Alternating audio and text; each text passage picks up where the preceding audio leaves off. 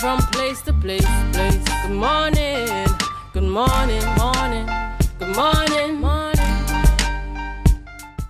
Good morning, viewers. Good morning, Tobago. I am here at Port Mall in Scarborough, here live from Tobago Update Studio.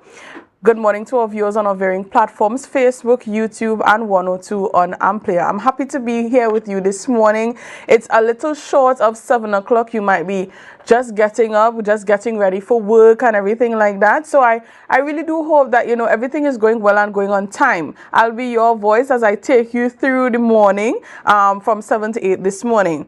All right. But before we go further, let's have our news in 90 seconds. All right, and now it's time for your news in 90 seconds for Tuesday, December 10th, 2024.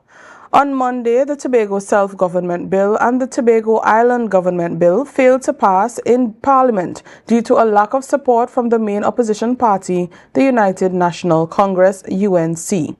The bills required a 3/5 special majority in the 41-member parliament. However, when put to a vote, 21 government legislators voted in favor, while 16 opposition members voted against the measures, preventing their approval. Caribbean Airlines Limited has confirmed ongoing collaborative efforts with the Trinidad and Tobago Airline Pilots Association, TALPA, to resolve outstanding wage negotiations. Representatives from both parties met on Monday to advance discussions, with the signing of an agreement expected soon.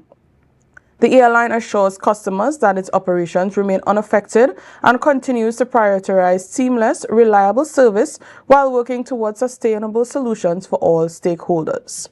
Finally, the Tobago Festivals Commission Limited, a THA special purpose company, has launched the Tobago Rhythm and Soul Festival set for April 17 to 20th, 2025. Buju Banton has been announced as one of the performers. In 2023, THA Chief Secretary Fali Augustine stated that the Tobago Jazz Experience, which would usually happen in April, would require greater private sector involvement due to its unsustainable model. Thus, the 2024 edition of the event was cancelled.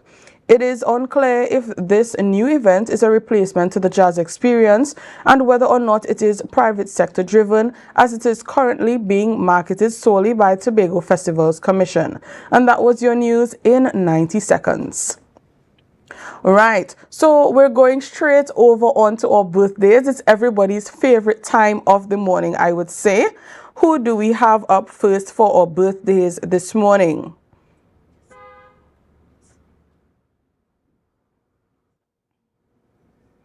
We have one birthday celebrant that has been submitted this morning. He is Mr. Nicholas Ford. Happy birthday to you, Mr. Ford, and all God's blessings to you on your special day. This is a special happy birthday coming to you from the Tobago Updates family, live here at Port Mall on Scarborough.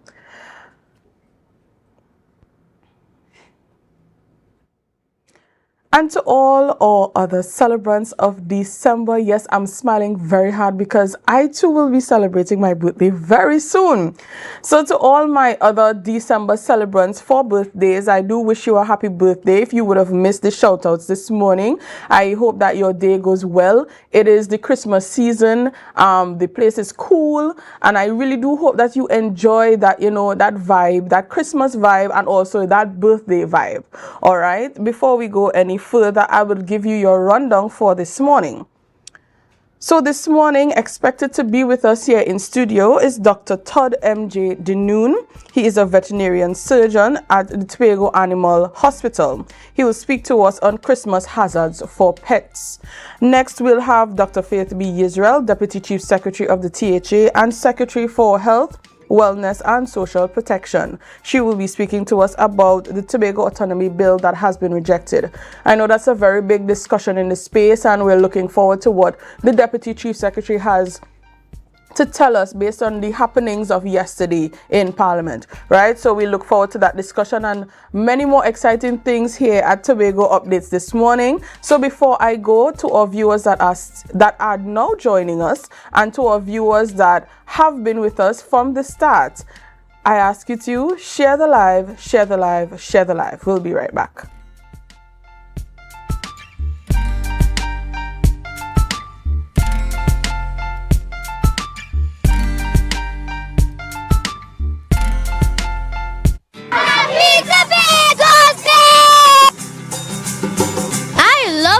Tobago because it has beautiful flora and fauna, biodiversity, beautiful scenery, beautiful villages and cultures.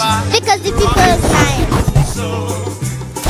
My name is Zuma Chapman. My name is Zaid Uwe. My name is Rebecca Week. My name is Mohammed Udin. Kiara Stewart. Kaylee Burnett. Jolie St. John. Oche Emmanuel. Jill Young. Johanna Brown. Sarah Judah Spinney. I love Tobago. And I love Tobago. What I love about Tobago, I love Tobago because of its tradition, Because of the culture, the people, the history, the island itself. I love Tobago for its beautiful beaches, the beaches. The beaches. I love Tobago because of the hospitality of the people.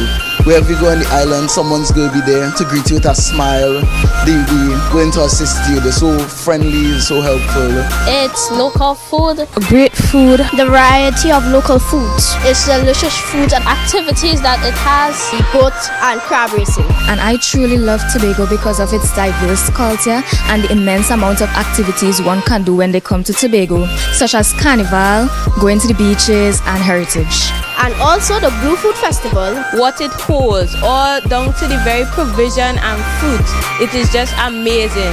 And I love the fact that I was born on this island. Crab and dumpling, and my favorite one of all, crab and callaloo. Because of its smooth texture on the dumpling and the sweet spicy taste on the crab. Overall, it's really tropical. It's a nice place, and for somebody who loves beaches like me, I love to go to the beach within 2 minutes away from home. Whereas Trinidad, it's, so far to go to the beach. Our culture, our hospitality, our heritage, I think that we're one of the most friendliest types of people that you can meet. Someone is always there to greet you with a smile or a plate of food for like harvest and everything. So I think it's just that, and I really love this great little island. It's a really fun place where you will enjoy your stay. Tobago is known for being multicultural. Although we are a geographically small destination, we leave such a large impact on the world because we harness so much talent and have such a diverse culture.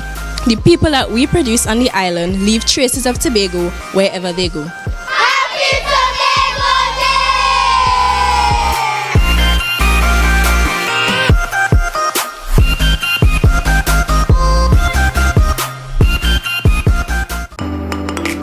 Please be advised that the date and venue for the Tobago Day Thanksgiving service have been changed to Thursday, December 19th at the Shore Park Complex. Start time 9 a.m. Come give thanks with us as we continue our Tobago Day celebration.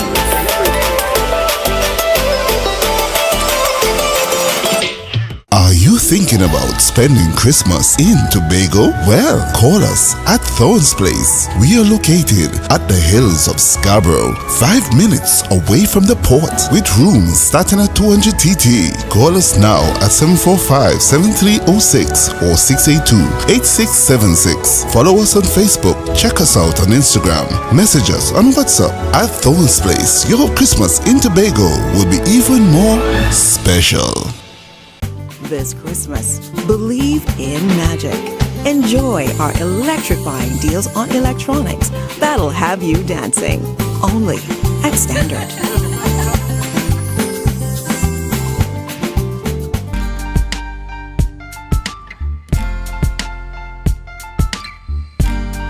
Put a smile on your face when you're moving from place to place. Good morning, good morning, morning.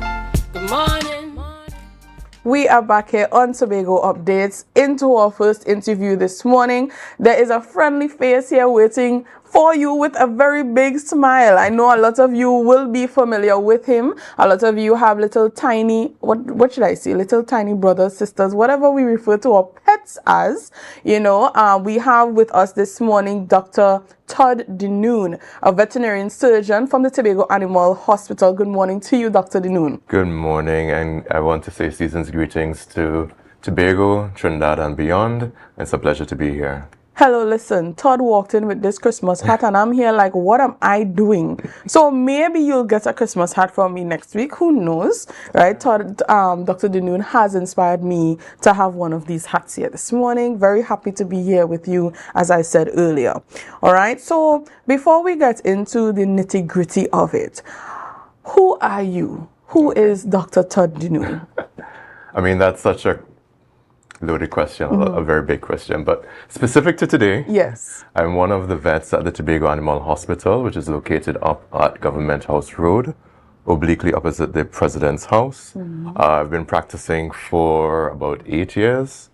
So, you know, I've been around for a while. So many of you may be familiar with me in that capacity. I think maybe slighting it. Whether or not, you know, it's in the hospital or out of the hospital, we know Dr. Dinoon, right? And of course, in very good light, let me just throw that in there, right? So you are here to speak to us about the hazards that we should look out for in terms of dealing with our pets over the Christmas season. Now, a lot of us are very excited. We climb in the ladders, we climb in the trees, we want to hang the Christmas lights and the little, what should I say, Christmas wreath? Somebody called it a wreath yesterday. Christmas wreath, etc., etc. Right? We have a lot to do over the Christmas season, and we may forget that we have the little ones running around. Right? So, what are some of the hazards that we, as pet owners, might have to look out for? All right, so 'tis the season, and it's a season for many things, including stress. So we are doing the most right now.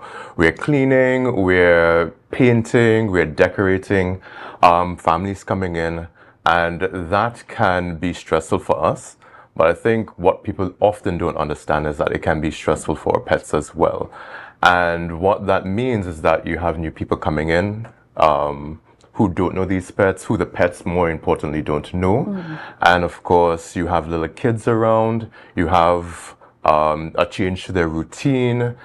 They all of a sudden seeing all these different things happening. And again, change is one of the things that inspires anxiety and stress. So one of the things that you want to do is take note that your pets are still around, and you want to ensure that you start planning for your pets. So that would include making sure that you feed them on time, try to make sure that their routine is, you know, not changed too much.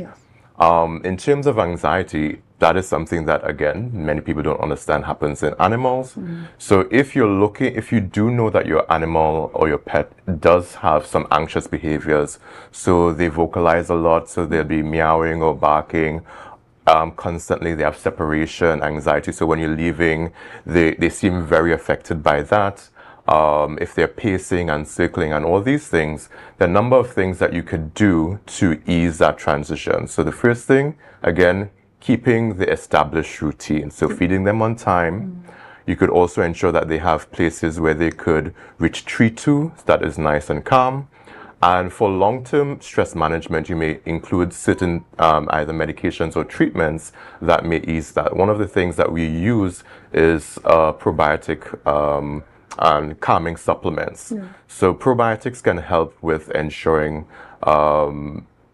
increased levels of tryptophan, which helps with certain neurotransmitters, and it could influence the brain-gut axis. So those are some technical things, but ultimately it can help in long-term stress management. I want to see and underline long-term. So for example, Calming Care, which is one of the products by ProPlan and Purina, is a probiotic, but that is something for long-term management. So you're looking at 6+ weeks for real effect. It's not like a sedative, so it's not something you just drop in and expect them to be chill out for, you know, the next few hours while your people are over. All right, so managing stress.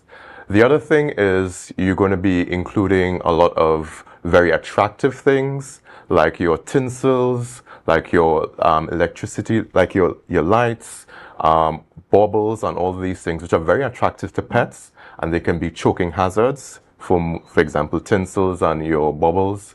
And more importantly, if you have very small animals like your kittens, your cats, your puppies, these lights that are flashing and stuff and maybe running around the ground can also be a electrocution hazard. All right. The next thing that we're also going to be putting in is our festive plants. We have a lot of plant daddies and moms as well, but as you know, poinsettias are very topical at this time of year. And we also have things like dumb cane. People are prettying up the house. So you need to ensure if you're bringing in plants that you know whether or not they're going to be toxic to animals. The more common ones that can cause some toxicity are poinsettias and your dumb cane, or the more scientific name is Dieffenbachia. So if you're bringing in plants, consult with your vet or maybe even the retailers to find out if they're safe for your animals. Okay. And of course, you mentioned that we're cleaning and all these things. Chemicals, again, can also be toxic. So we're having paint, we're having paint thinners, we're having bleach, we're having all these things. So you need to make sure that when you are cleaning and so forth, that you either separate them from your pets, so make sure your pets don't get involved with them. Make sure that they are stored after you use them properly, and all these sorts of things. So those are the sort of the overarching environmental issues. So the things that aren't specific to what the pet may be ingesting, but things that happen to be in the environment. All right. So those were the environmental hazards. As you said, it's a little bit easier to deal with the environmental hazards, because now we could look at where we put our lights. As you said, what type of plants we bring into the home over the Christmas season, etc., etc. Right? But what about, a lot of us like our bellies. Yes. Right? And the chocolates and the cakes and the stuff, they come out for Christmas. Yes. And though dogs in specific, I would say, because I think I know about the dogs. Though dogs may think it smells nice to be consumed, it's not supposed to be consumed, and that is chocolate. Yes. Right? So what are some of the effects of animal consumption on some of these things? Right. So again, 'tis the season. There's going to be more food, lots of it, and a lot of times you're going to have extra food that a lot of people may end up feeding their animals. We are feasting, we are having a lot of great times, and you may also want to include your pets. So the first thing is plan. So what you want to do to prevent these sort of things is to ensure that you prepare treats that are safe for your pets to be available around that time. Have a conversation, especially with persons coming in, what your pets do eat, what they can't eat. For example, they may have specific food allergies, or you may be very strict with what they should be eating. So let them know that, hey, in this house, we don't feed our animals bones. We don't do table scraps, etc. So that persons coming in don't endanger your pets by veering off of your schedule. So that's the first thing you want to do. If you have a pet and people are coming in, friends are coming over, and your pet is inside and exposed to these persons, you want to have a conversation and say, hey, don't give my pet anything that I haven't approved of. Get your pet-friendly snacks and treats available, because again, you want them to be part of it. Our pets are part of our family. So have that available so that your friends, the kids can feed your animals in a very safe way. So some of the dangers, chocolate. It's one of the most common things that people know isn't going to be good for your pet. They can cause really bad nervous system reactions, digestive reactions. So you want to ensure that chocolate is stored safely away from your pets. If you do think that your animal has ingested chocolate, contact your vet immediately. Have an idea of the weight of your pet and the amount of chocolate and the type of chocolate. All of those are really important, because toxicity is a measurement of the quantity. So when it comes to chocolate, the darker the chocolate, the more potent the effects are going to be. So for example, a very large dog eating a small block, like one block of a Hershey's milk chocolate, it's probably going to be okay. A Pumpek having that, probably going to be a bit of a issue.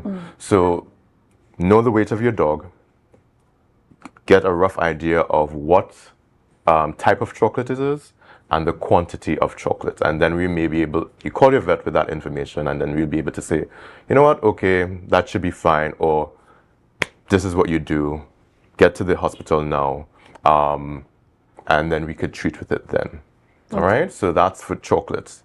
High-fat foods. The ham is out, the trimmings from the ham, bones, high-fat foods can cause something called pancreatitis, because it overwhelms the pancreas. Then the pancreas leaks the digestive enzymes into the abdomen, and that starts digesting and inflaming and damaging all the internal organs.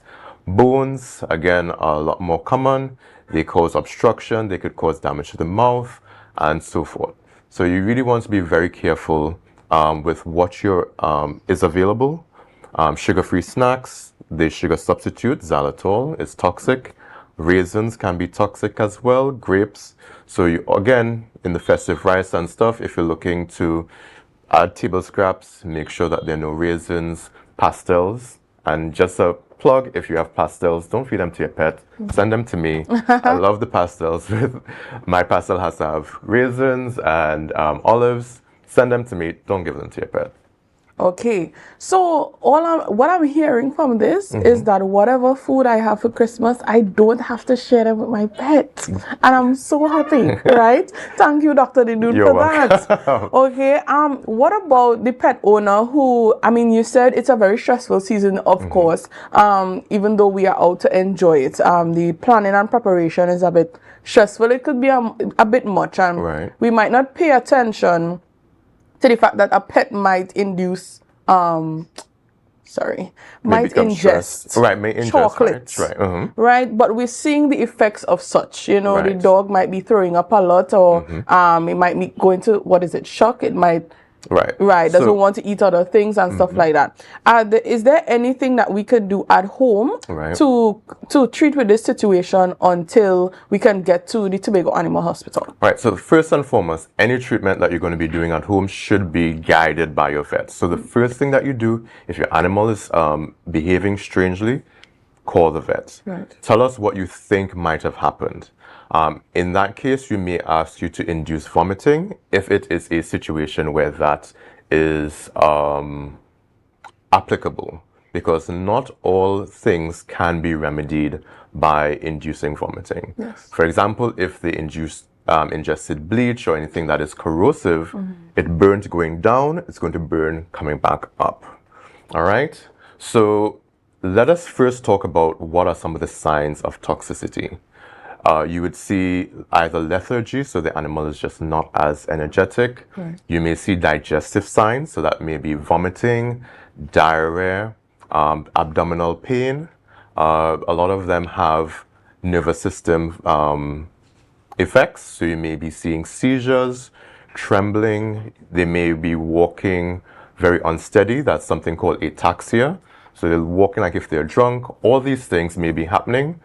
Call us and let us know. So, for example, inducing vomiting may involve the use of hydrogen peroxide. But again, please let us know what you think may be going on so that we can guide you as to what you can do. Okay. All right. And last but not least, because as we're hearing, the Tobago Animal Hospital is on the go and ready to serve the public and its pets owners over the Christmas season and beyond. So, can we have some more information about the Tobago Animal Hospital as it pertains to its location? Well, you told us Government House Road, but in more detail, where we can contact you all, is there any social media handles we could follow? Yeah, so social media, we're on Instagram and Facebook, Tobago Animal Hospital. In terms of contacting us, you have the office number 239-7837 and our emergency contact number, so that is for after hours, and that is 688-8281. So if you have something going on, call the 688 number, and you'll be able to get a vet. We are on call throughout all the time. The vet who is on call may be rotated, but we should be available. Okay. But there is always somebody to treat you. There's always someone to answer your call. All right. So we are looking forward to a very festive season, and truth be told, your pets are also looking forward to it because new things are coming into the household. But we have to keep them safe. So thank you so much, Dr. Dinoon, for taking us through what we have to put in place to keep our pets safe here on Tobago Updates this morning. All right. Viewers, as we go on this morning, I ask you to share the live, share the live, share the live. We'll be right back.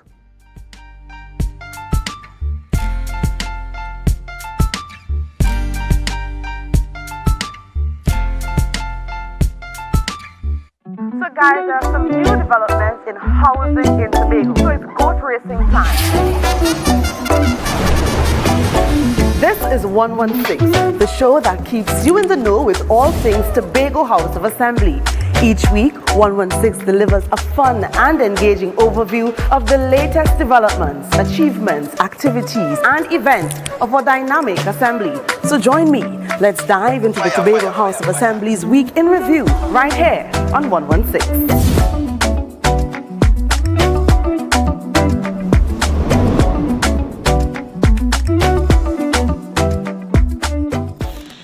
When the game is on, you don't want to miss the best moments. With Amplia TV, you can enjoy our ultimate sports package and watch your favorite games on the go. Stay connected and informed with sports news, scores, and stats with Amplia's fastest internet speeds. Up to 1 GB fiber internet, you can stream riveting football action, cricket, NBA games, and much more. With Amplia, it's game on. Visit amplia.co.tt or call 800-4663. Amplia. Do more, live more. Want to get better? Where to start? What kind of exercise to do? What to eat? How to get restful sleep? Need a doctor to search for root cause? Look no further. Come to Majuba Hill Lifestyle Center Foundation at our Wellness Center in Goodwood, or Food Hub in Darrow Springs, Scarborough, or Doctor's Office in Goodwood and Darrow Spring. Contact 49 Swift 4979 438. This Christmas, believe in magic. Enjoy our delicious deals on appliances for the perfect Christmas together. Only at Standard.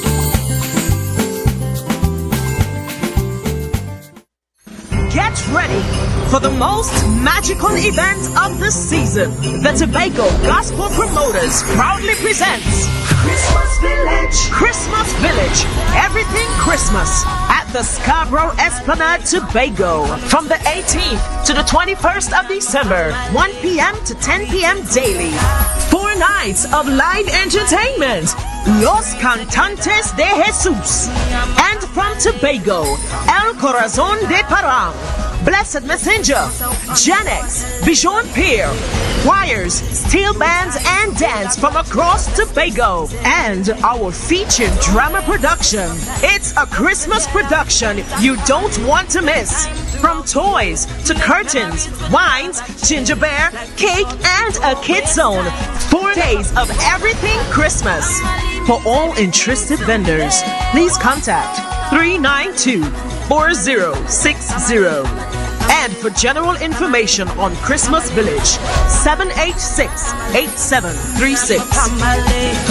We coming together, me and my family, we eating together, me and my family.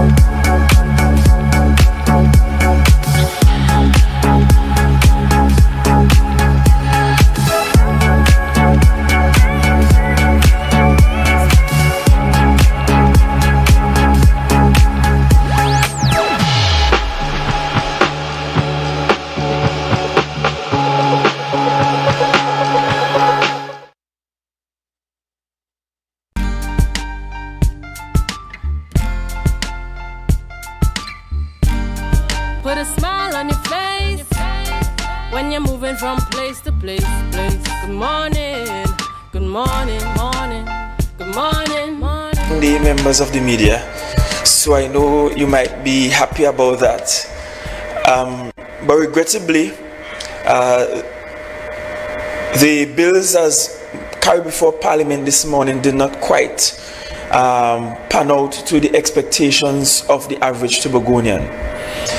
You know, we have been at this for a very, very, very long time. And it seems deliberate that the central government from time to time will just never, ever get this right. And I want to explain why we are here, because I expect very much that in the approaching silly season, that some silly people will try to spin this all over the place. And I want to have a very frank, perhaps a brutally frank conversation with you. We are back here on Tobago Updates, here live from Port Mall, Scarborough. To all viewing viewers, thank you so much for staying with us. Now we continue into one of the big, or should I say the biggest topic here being discussed on the island of Tobago, and that is the autonomy bill that was presented in Parliament yesterday to the central government and was rejected. Now a lot of us, or well, from the Chief Secretary's speech or the press conference that he would have had last night, he would have mentioned a few factors that might have been disappointing to him, things that they can do going forward. And we'll be discussing that this morning with Deputy Chief Secretary and the Secretary for the Division of Health, Wellness and Social Protection, Dr. Faith B. Israel. Good morning to you, Dr. Israel. Hi, good morning. Thanks for having me. Thank you so much for being with us. Right, I know normally you're here in studio, but it's nice to have you virtually nonetheless.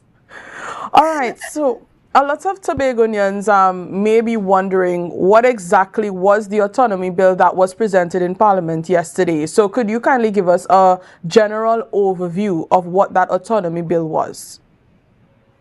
Certainly. So there were actually two bills that were voted on in Parliament yesterday.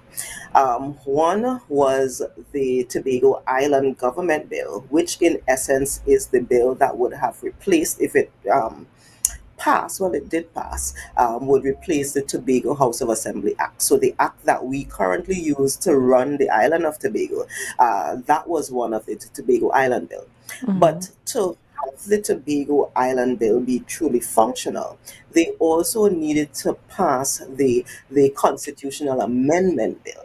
And the Constitutional Amendment Bill, because it is amending the Constitution, which is a huge document, the overarching law of the land, that requires a special majority.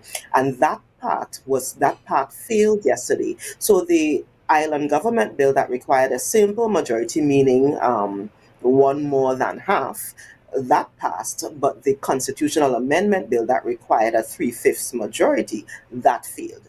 We need both of them, in essence, for it to move forward in a meaningful way, because many of the things that the Tobago Island Government Bill refers to in its execution or its implementation is hinged on the Constitutional Amendment Bill being passed.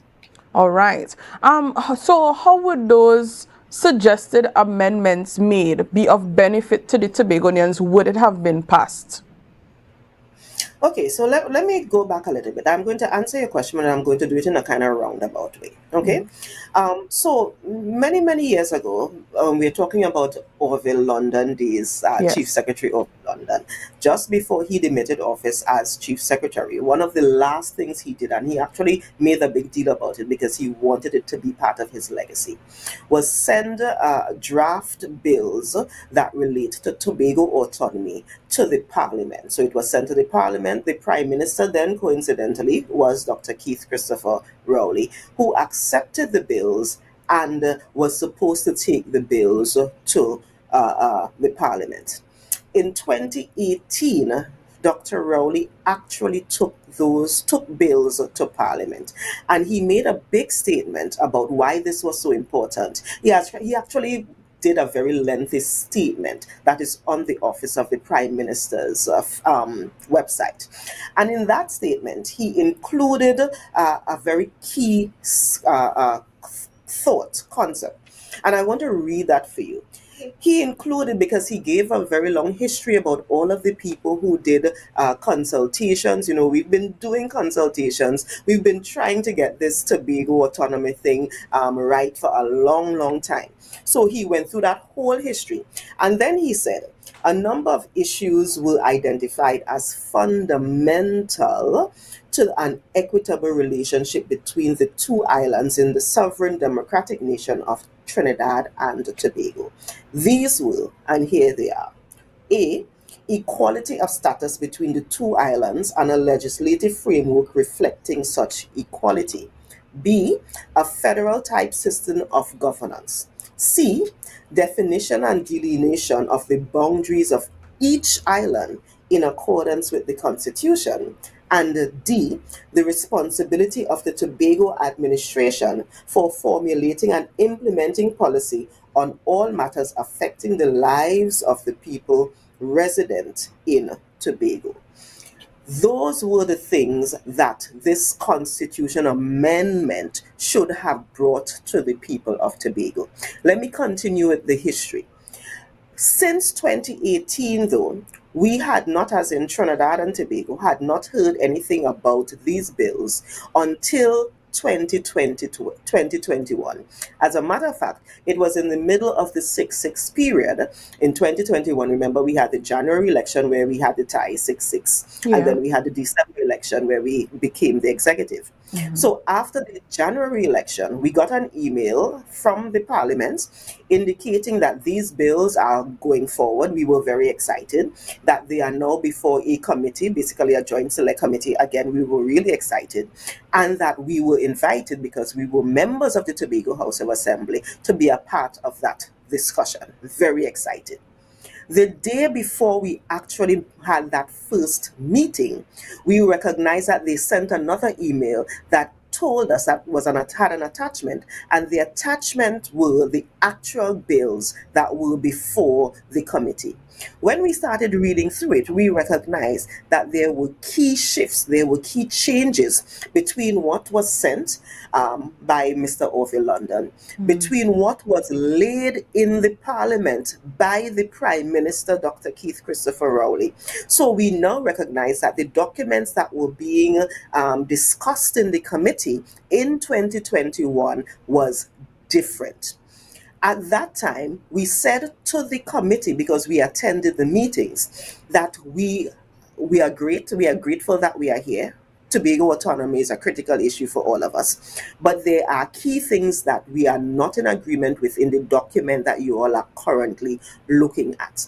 And in the middle of the hoopla, Dr. Maria Dillon Remy, an independent senator back then as well, kind of played mommy to all of us, pulled us all together in a room and had us sit and work through what some of these things were. And when I said all of us, I meant those of us who included Farley and I who were there. It also included Ansel Dennis and Tracy Davidson Celestine. It included Mr. Hutchoy Charles. It included some other people as well who represented other political organizations and NGOs, civil society. In the end, just before we came to a consensus, the PNM pulled out. But we sent a letter to the committee outlining the key things that were critical for the people of Tobago and indicating that these are the amendments we would like made to the document that is before the committee back then. Between then and now, the next thing we heard was that the Prime Minister made the announcement, when was it, a couple of weeks ago, that the Tobago autonomy issue is going to be debated in the Parliament, is going to be brought to the Parliament before the end of this term. Last week, we heard that it was going to be brought on Monday. And here we are. Most of those critical things that we outlined in 2021 were not included in the bills that were put before the Parliament on Monday. And that is why we have a situation now where one bill was passed because it only required a simple majority, but the overarching bill, which is the constitutional amendment bill, was not passed because it did not get the special majority that was required. Okay. Listening to what you're saying, the work up for this bill being presented in Parliament was a long stretch, right? We're talking about you said it was brought to the public in 2020, 2021, and from there you all made, the necessary steps to get it to where it came to last night. So over the weekend, the Chief Secretary would have mentioned you all had to sit down and make those amendments and make whatever adjustments you all had to make before it was presented in Parliament. Now, I looked at the press conference and one person would have asked the question, how is it that you all needed the weekend to put these things together and it has been so long coming? So what actually happened between the announcement of it last Thursday and the presentation of it on Monday? So because the document that we sent to the committee in 2021, by the way, they did not respond. What we did was, instead of just relying on that document, particularly since they did not respond to even say that they got it. We know they got it because we actually asked a couple of people, hey, we sent all your document, all you get it? And they said yes. So we know they got it. And by the way, if you listened to them in Parliament yesterday, you heard them referring to the said letter that was sent by the Chief Secretary, Mr. Hochul Charles, and so forth. You heard them referring to it yesterday. So they got it. What we did over the weekend, though, was look at it again, because we've also, between then and now, we've actually had a committee that was set up by the Tobago House of Assembly, a council that was set up by the Tobago House of Assembly to review these things in details again between 2021 and now. That committee included deceased Mr. Hochul Charles, Mr. Alan Richards, and Ingrid Melville, lawyer Ingrid Melville. Yes. So because those three individuals have been working on dissecting it and looking at precedents and looking at other areas, other jurisdictions, and seeing what could happen, what we did was basically pull the things that they have been talking about, they have pulled together in a document, really quickly, rushedly, to make sure that something could have been submitted to the Parliament on Monday morning. But the reality is, if you read what we sent in 2021 and you read what was sent yesterday, in essence, the concepts are the same. The general ethos is the same. It may have been a little bit of refining of the technical jargon and that kind of thing. But I am not sure what they expected us to do, having learned about this on Thursday for Monday. You really, that was a short time. And let me go back to the fact that there was an entire lull, an entire lapse, an entire dead silence between 2021 and last week. So if the Parliament truly wanted to have a conversation with the Tobago House of Assembly or the people of Tobago about what they were planning to do, that conversation could have happened in 2022, 2023, or early 2024. They did not need to do it the way they did it. All right. So the next question that follows is now, what would have led the Prime Minister to now announce that date for you all to be present the bill in Parliament? So any idea of what would have happened between then and that day he had announced it? I think if you go back to all of the times when the Tobago autonomy issue is discussed in the last decade or so, it has always been just before an election. And that is why most Tobagonians, unfortunately, see Tobago autonomy as a political football, because just before an election all the time is when it pops up, and it is never given the true, honest, meaningful kind of effort to really make it work. And we honestly believe, we don't know, excuse me, but we honestly believe that the same thing happened this time again, because we also know that a general election is due any time now, basically. All right. Okay. So in his press conference last night, he would have mentioned that some of the parts were insufficient to the people of Tobago. Could you briefly give insight to what Tobago's sufficiency would have looked like had the bill been passed? Okay, so one of the things that we've always spoken about is the fact that if we are defining, so the first thing that Dr. Keith Christopher Rowley spoke about was equality of status between the islands and a legislative framework if reflecting that equality. A legislative framework means you can pass laws. So let me give you an example of one of the things that we highlighted that was deficient. Even though the amendments indicate that the Tobago Island government would be responsible for the island of Tobago, the other little islands around us, and 11 nautical miles, that is miles going into the sea. What we recognize is that they've also outlined items that are responsibility of the THA, or the Tobago Island government, for administrative purposes, and a different list for legislative purposes. So the things we are responsible for administratively, which is basically what we do now, is a very different list to the things that we are responsible for in making laws. And let me give you one critical example. Even though it says 11 nautical miles, when you look at the schedule that speaks about what we can make laws for, marine affairs is not on that list at all. So let's just say we want to do something with the Boko Reef, which is right there, or nylon pool. Let's say we want to make a rule that says, you're not supposed to litter out there, or we have to limit jet ski use, or something, whatever it is we come up with.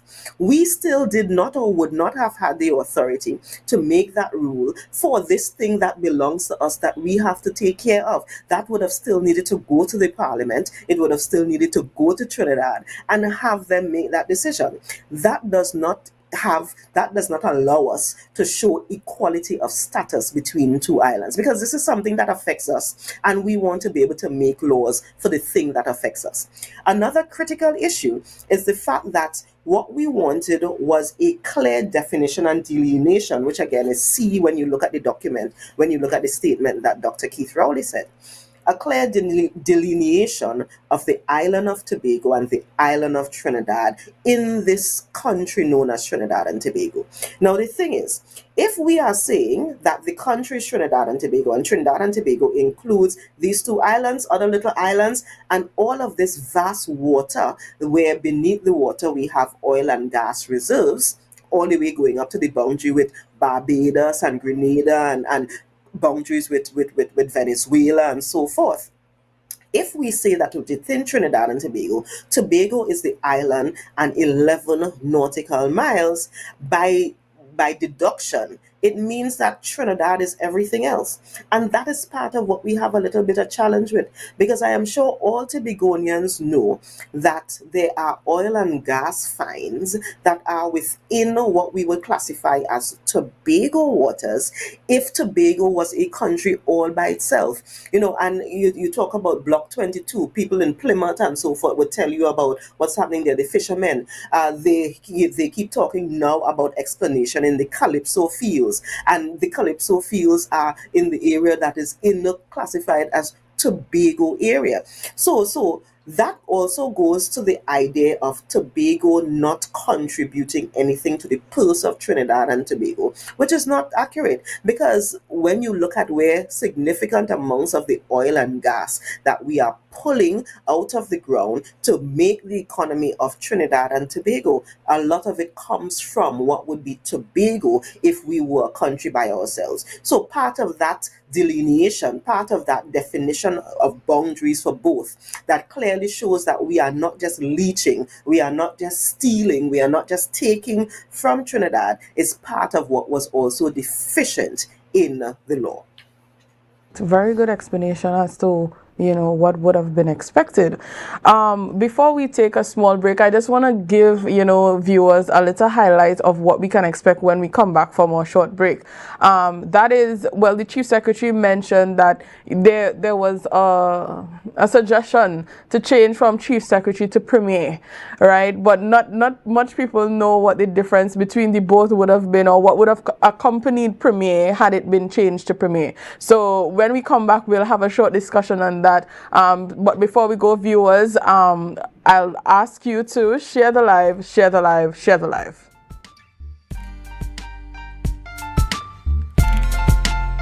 It's the season of unforgettable, magical moments together.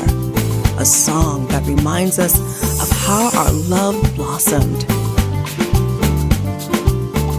The warm, comforting smell of Christmas Day that brings us together.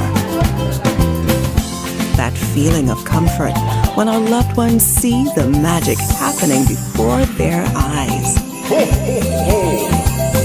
This Christmas, believe in magic, only at Standard. Unwrap the magic of Christmas and have the best Christmas ever with a Christmas Wishes loan from Bethel Credit Union. Up to $20,000 can be yours, so you can take care of all those Christmas expenses. You could even pay off all your debts and your credit card. Come on down to where we make wishes come through because we see you at BCU. Visit any of our offices today at 31 Bethlehem Road, Bethel, Tobago, or Mount Mary Lower, Scarborough, Tobago. You can contact us at 639-8226-660-7358 or 631-1336. Normal lending criteria apply. Think, plan, save with Bethel Credit Union. Because we see you at BCU. We see you at BCU. Come on down, get a loan or two, cause we see you this Christmas at BCU.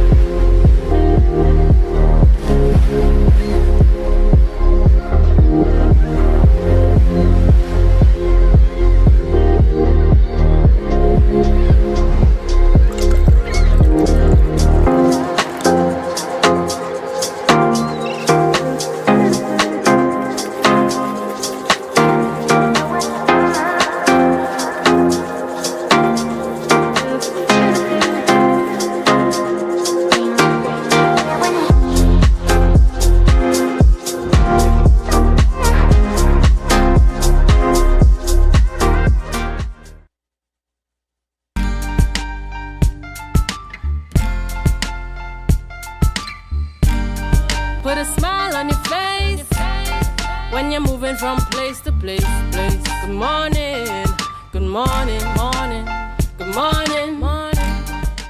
Just a few minutes to 8, we are here on our morning show here at Tobago Updates with discussions ongoing about the failed autonomy bill at Parliament yesterday with Deputy Chief Secretary and Secretary for the Division of Health, Wellness and Social Protection, Dr. Faith B. Israel. Good morning again to you, Dr. Israel. We continue on into this very interesting conversation. I know I would have left you on a very high cliffhanger because a lot of people might have want to hear, the answer to that before we took the break, but we are back, and I hope those who would have wanted that answer are here with us still. And also viewers, thank you for staying with us. Now, what is the difference between Premier and Chief Secretary? What would be the differences that would have been made had this title been accepted by the Tobago people? This was one of the most disappointing things about yesterday, because I was listening yesterday, and when I heard them refer to the fact that they had taken into consideration the letters that were sent and the recommendations, I thought, well, yes, we're going somewhere. And then I realized that they had probably taken the thing that was the most minuscule. Premier is just another name. Who a premier is based on the law, and is based on what your law says a premier is. It's kind of like the word president. In Trinidad and Tobago, president is a figurehead, but in other countries like the United States, president is the one who actually runs the country and that kind of thing, but it's the same word president. So it really depends on what your law says it is. So the word premier doesn't really mean much, and it is just a name change that is really, in the most part, inconsequential. And excuse me, the reason why that is so disappointing again is because all of the things that we were talking about before the break, those were some of the key critical things that we did not see them include. Some of the other changes that we did not see them include, unfortunately. So that is why the Chief Sec said yesterday that, that is really a moot point. Whatever you call it kind of thing, whether it's chief sec, whether it's premier, it's really a moot point. The critical substantive issues, though, are the ones that they actively and purposely neglected to include on behalf of the people of Tobago. Okay. All right. So we've spoken about what the chief sec would have described as a disappointing happening that happened yesterday. All right. So what is next for the THA? What is next for the Tobago House of Assembly? How do you all regroup and reprioritize what you all have to present again? One person would have mentioned to the chief sec, and he would have mentioned it in this in the press conference yesterday, and that is that he may not even see this bill make it to Parliament again in his lifetime. So what is next for the Tobago House of Assembly in this regard? So I would actually reframe it. I would actually ask or say what is next for Tobago.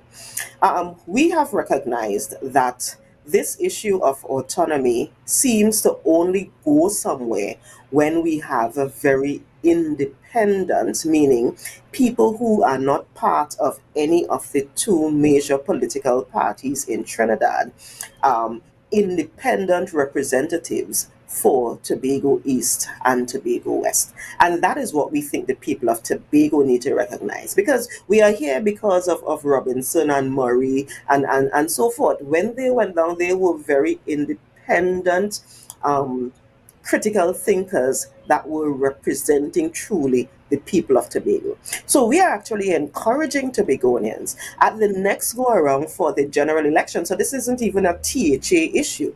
This isn't even a THA issue in and of itself. But when you go into the next general election, and the next general election is really due anytime now, actually it can be due literally January morning, February morning, when you look at the timeline that is needed between when it is announced and when the election can happen.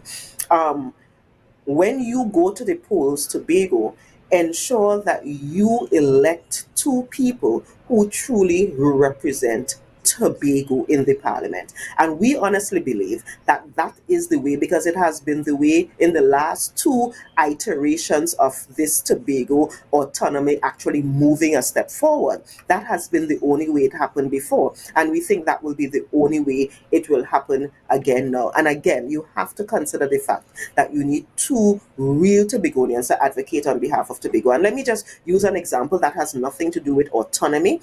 Well, nothing directly linked to autonomy, but why this is critical. This week or last week, the Minister of Finance boasted, and I cringed when I heard him boast about the fact that the government of Trinidad and Tobago, as they were doing the airport reconstruction, that they saved the one area where they had cost savings was in the land acquisition side of it, which is the area where they should have been paying people proper money for their land and for their property, which they took to do the airport expansion. That is the one area, Tobagonians, that they saved money, which means that they actually had budgeted $40-something million more to pay Tobagonians, and they did not. We needed to have Tobago East and Tobago West MPs in the Parliament to say to them, no, you all cannot do this to Tobagonians. And those are the critical things that Tobagonians need to think about going forward. So it's not just for the Tobago House of Assembly. We have our internal strategies that we will continue to implement to move this needle. But Tobago, this is an opportunity for you to ensure that when you go to the polls, you elect people who are going to represent you. And at this point, the only option for this at this point is the Tobago People's Party to represent you fully in the Parliament as it relates to this matter and other matters that truly affect the island of Tobago. Now, you would have mentioned as we started that it was two bills that were presented and one made it through, and that was the Tobago Island Government Bill. So knowing that this went through and unfortunately the constitutional bill didn't go through, the constitutional part of it didn't go through, would any corrections or compromises be made on that constitutional aspect to have it go through the next time if it has to be presented? we are ready and willing to have the conversation. We are ready and willing to leave here and go meet them. You all could come to Tobago and meet us. We could go to Trinidad and meet you all. It does not matter. We are willing to be a part of all of that. And that is what we've said from day one. But it is now really up to the Parliament and up to the government of Trinidad and Tobago to decide on whether they want that as well. If you recognize, as much as this affects Tobagonians, and as much as this affects the Tobago House of Assembly, we did not have a voice in the Parliament. We did not have a voice in the Parliament to be part of the debate about something that is so critical affect us. Now, I understand that the members of the PNM Minority Council, they were in Trinidad yesterday clapping and being happy about what was going on yesterday in the Parliament. I understand that they were there, but we were not part of it. We were not integrally part of it. And we are willing, as we've said before, to sit and hash it out. That is why we took the weekend, while people were lambing and jamming and going to all of the Christmas parties that it have. We took the weekend to actually go through and refine and reword so that there's actually the document that they got on Monday, by the way. If they simply copy and paste, it will solve all of the problems. It will solve all of our problems. Okay. All right. So, let's say that it went the way how you all wanted it to go, right? Both bills passed. As you said, you would have wanted two good representatives in Parliament yesterday to fight for the people of Tobago. Let's say that had happened and everything came out well for you all. What accomplishments could Tobago do when these two bills are passed, when there is autonomy for Tobago? In your view, what are some accomplishments that Tobago can have should these bills be passed together? So the biggest thing would really have been, two areas. One is the Tobago being allowed to have our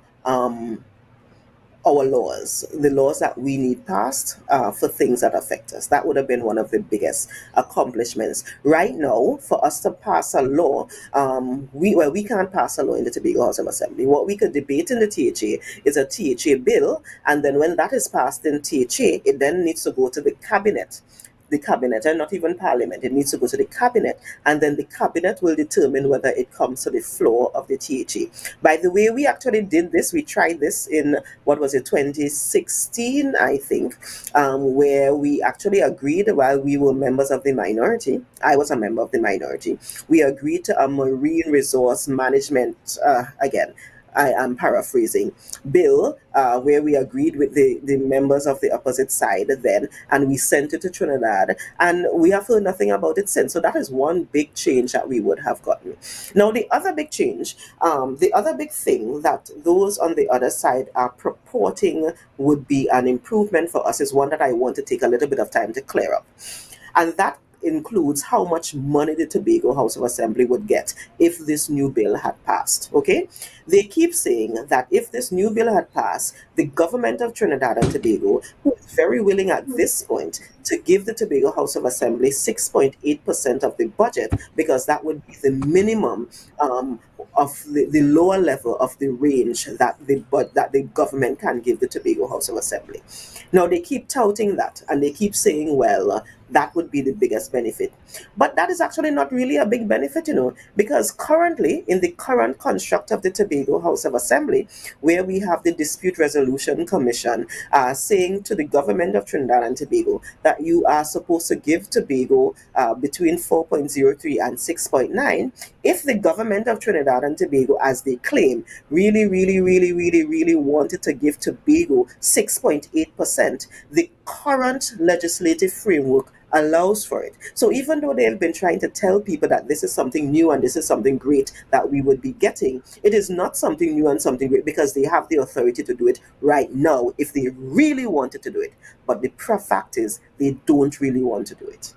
Okay. All right. Thank you so much, Dr. Faith B. Israel, for being with us here this morning. For those of you just joining us, or those of you who might have missed a very informative interview, this was Dr. Faith B. Israel, Deputy Chief Secretary and Secretary for the Division of Health, Wellness and Social Protection, here with us this morning to just speak about the Tobago Autonomy Bill and its rejection in Parliament yesterday. Again, once again, I want to thank you, Dr. Faith B. Israel, for being with us here on our morning show here at Tobago Updates. It's always a pleasure to have you. All right, so viewers, thank you so much. So viewers, as we continue on our program, we bring an end to our morning show. I know a lot of you all would have had to get to work for 8 o'clock, and I really do hope you were on time. As we go forward in our day, I wish you all the best. I wish you success in all that you do. And I ask you to stay tuned and share the live as we come back to head straight into GMT Good Morning Tobago with Miss Chanel Felix.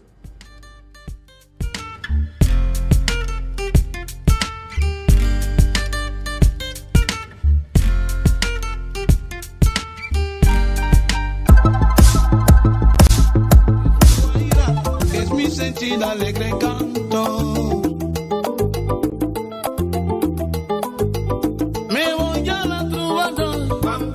Descarga la careta, me voy a la Trovador, a descargar la careta, para llegar a la meta, yo pipo un salamo, a caballo vamos pa'l monte, a caballo vamos pa'l monte, a caballo vamos pa'l monte, a caballo vamos pa'l monte.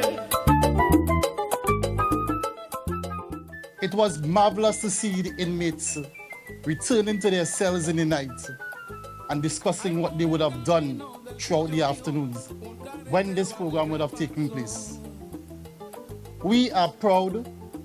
We have the belief that this would help us in the reintegration program where the inmates will return into society and be an asset to Tobago, producing positive, successful labor.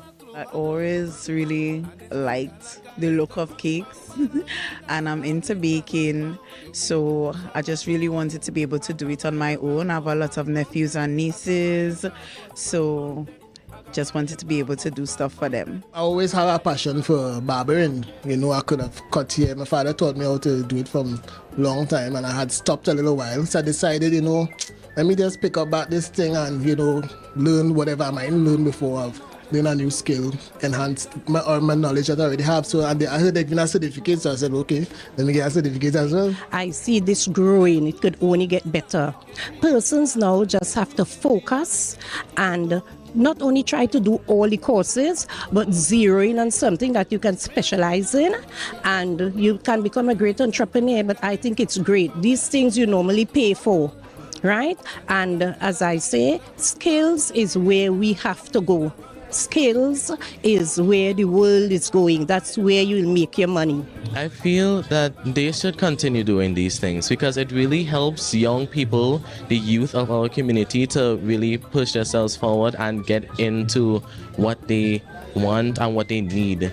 It really just helps us to grow and develop as a society, and it is just very helpful on a whole.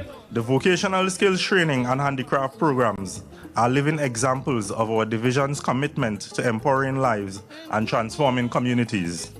These programs, rooted in decades of perseverance and growth, are more than training sessions. They are incubators of creativity, resilience, and self-sufficiency.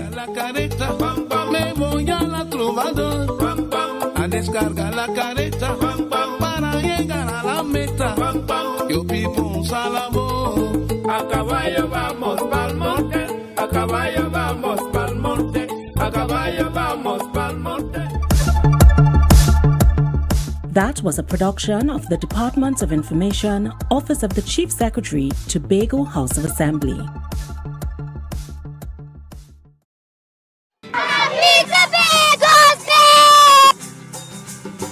I love Tobago because it has beautiful flora and fauna, biodiversity, beautiful scenery, beautiful villages and cultures. Because the people are kind. My My name is Zuma Chapman. My name is Zaid Uwe. My name is Rebecca Week. My name is Mohammed Udin. Kiara Stewart. Kaylee Burnett. Jolie St. John. Ochi Emmanuel. Jill Young. Johanna Brown. Sarah Judah Spinney. I love Tobago. And I love Tobago. What I love about Tobago, I love Tobago because of its tradition, because of the culture, the people, the history, the island itself. I love Tobago for its beautiful beaches, the beaches. The beaches. I love Tobago because of the hospitality of the people. Wherever you go on the island, someone's going to be there to greet you with a smile. They're going to assist you. They're so friendly, so helpful. It's local food, great food, The variety of local foods. it's delicious food and activities that it has. Boat and crab racing. And I truly love Tobago because of its diverse culture and the immense amount of activities one can do when they come to Tobago, such as carnival, going to the beaches, and heritage. And also the Blue Food Festival. What it holds, all down to the very provision and fruit, it is just amazing. And I love the fact that I was born on this island. Crab and dumpling, and my favorite one of all, crab and callaloo. Because of its smooth texture on the dumpling and the sweet spicy taste on the crab. Overall, it's really tropical. It's a nice place, and for somebody who loves beaches like me, I love to go to the beach within 2 minutes away from home. Whereas Trinidad, it's, it's so far to go to the beach. Our culture, our hospitality, our heritage, I think that we are one of the most friendliest types of people that you can meet. Someone is always there to greet you with a smile, or a plate of food for like harvest and everything. So I think it's just that, and I really love this great little island. It's a really fun place where you will enjoy your stay. Tobago is known for being multicultural. Although we are a geographically small destination, we leave such a large impact on the world because we harness so much talent and have such a diverse culture. The people that we produce on the island leave traces of Tobago wherever they go. Happy Tobago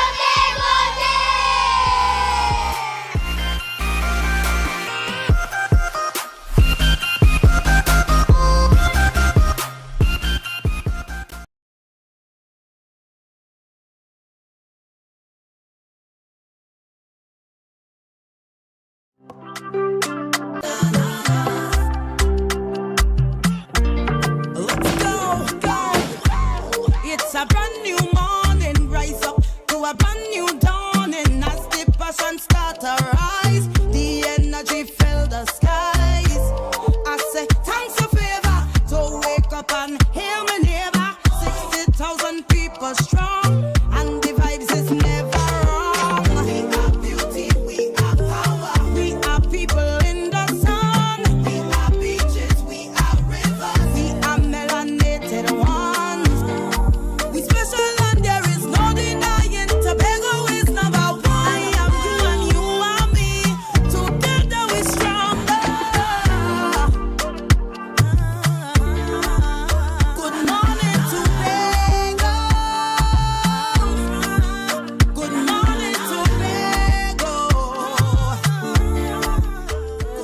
Good morning, and welcome to Good Morning Tobago right here on Tobago Updates. I am your host, Chanel Felix.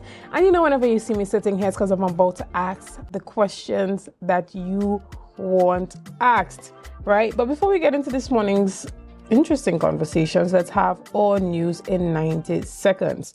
So on Monday, the Tobago Self-Government Bill and the Tobago Island Government Bill failed to pass in Parliament due to a lack of support from the main opposition party, the United National Congress. The bill required a 3/5 special majority in the 41-member parliament. However, when put to a vote, 21 government legislators voted in favor, while 16 opposition members voted against the measures preventing their approval. Additionally, Caribbean Airlines Limited has confirmed ongoing collaborative efforts with Trinidad and Tobago Airline Pilot Association to resolve outstanding wage negotiation. Representatives from both parties met on Monday to advance discussions with the Signing of an agreement expected soon. The airline assures customers that its operations remain unaffected and continues to prioritize seamless, reliable service while working towards sustainable solutions for all stakeholders. And finally, the Tobago Festivals Commission Limited, a THA special purpose company, has launched the Tobago Rhythm and Soul Festival set for April 17th to 20th, 2025. Buju Banton has been announced as one of the performers. In 2023, the Tobago House of Assembly Chief Secretary Farley Augustine stated that the Tobago Jazz Experience, which would usually happen in April, would require greater private sector involvement due to its unsustainable model. Thus, the 2024 edition of the event was cancelled. It is unclear if the new event is a replacement to the Jazz Experience and whether or not it is private sector driven, as it is currently being marketed solely by the Tobago Festivals Commission. And that was our news in 90 seconds. Now, this morning, I might have to deem myself a lucky lady because I have two of the leading men from the PNM Tobago Council here on set with me this morning. I have the Honorable Senator Lawrence Hislop, and I also have the Minority Leader, Mr. Kelvon Morris. Good morning, gentlemen, and welcome on set. Good morning. Thanks for having us, Right. So as I was saying, I have to be lucky this morning to have you both at the same time. But the discussion this morning is quite important and one that requires thorough analysis and reflection. Yesterday was a day that should have been marked as a day in history for Tobagonians, but instead, I don't even want to say it felt more like a gimmick, because what years of work, consultation, and the thrust towards Tobago's autonomy and development has been doing for over 40 years, some might say it has gone down the drain because the bill was not passed.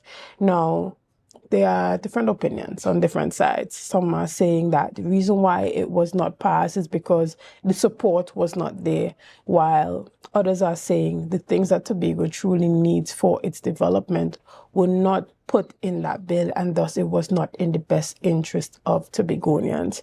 But before we get into the nitty-gritty and the details surrounding somewhat of a somber feeling regarding this bill not being passed, because as I always say, it would be a disservice to us if our children and our children's children still have to be talking about Tobago's autonomy when they are of age to even sit in the parliament. And so first I want to get the feelings from you individually. How are you feeling post this bill not being passed yesterday? Well, we had one of them being passed, right? Yeah. But the Tobago Island government bill was rejected.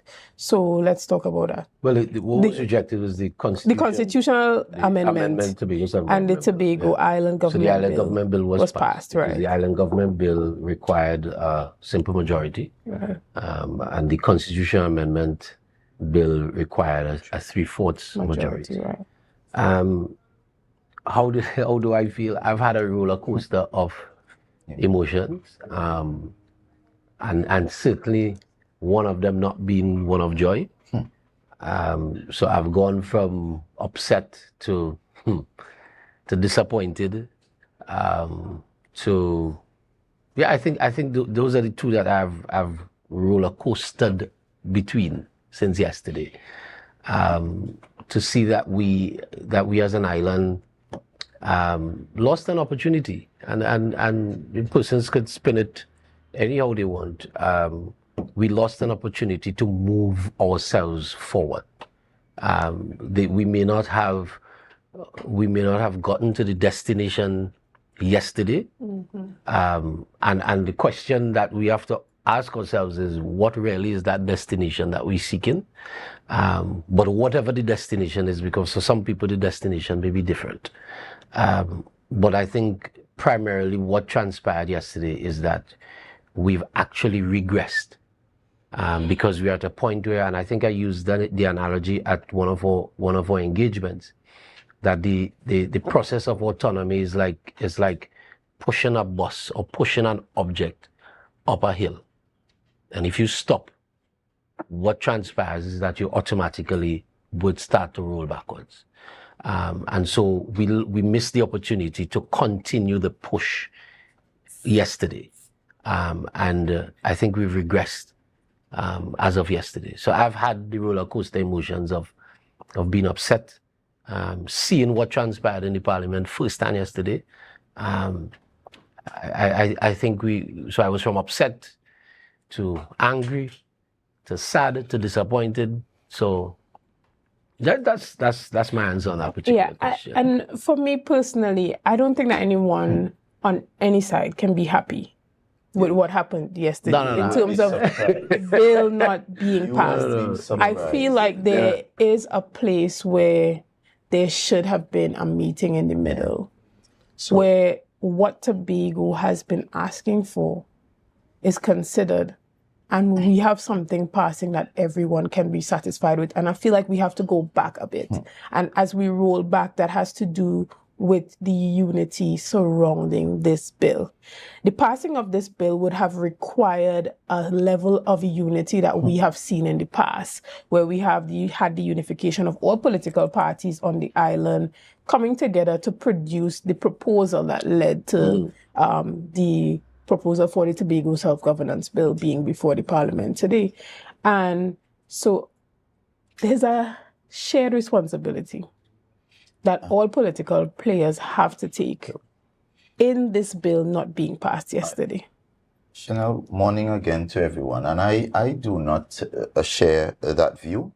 As a matter of fact, I think if you follow this process from 2007 to present, the PNM was in the majority when a minority leader would have brought this motion, this issue, table this issue and said, let us look at this. And the PNM accepted it as something worthy of discussing, and thereafter created the platform for this issue to progress.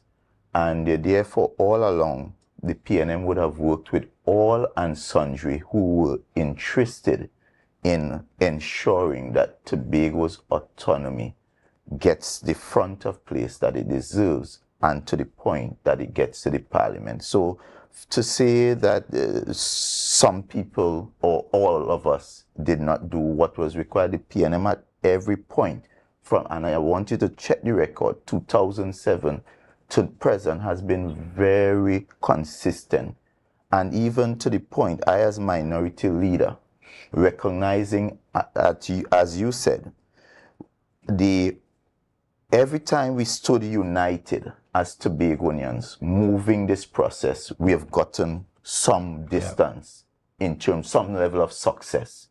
And therefore, when I recognized that our chief secretary was going down the road of all or nothing, I went to the House and we tabled a motion that approved a position where, as members of the Assembly, we would have this united position, bipartisan approach, where both sides would come together, going to the Parliament, all parliamentarians, sitting with them, and if we really and genuinely wanted this thing to pass, have the conversations there that would allow us to have consensus, and therefore this would have given these bills the best opportunity. What happened?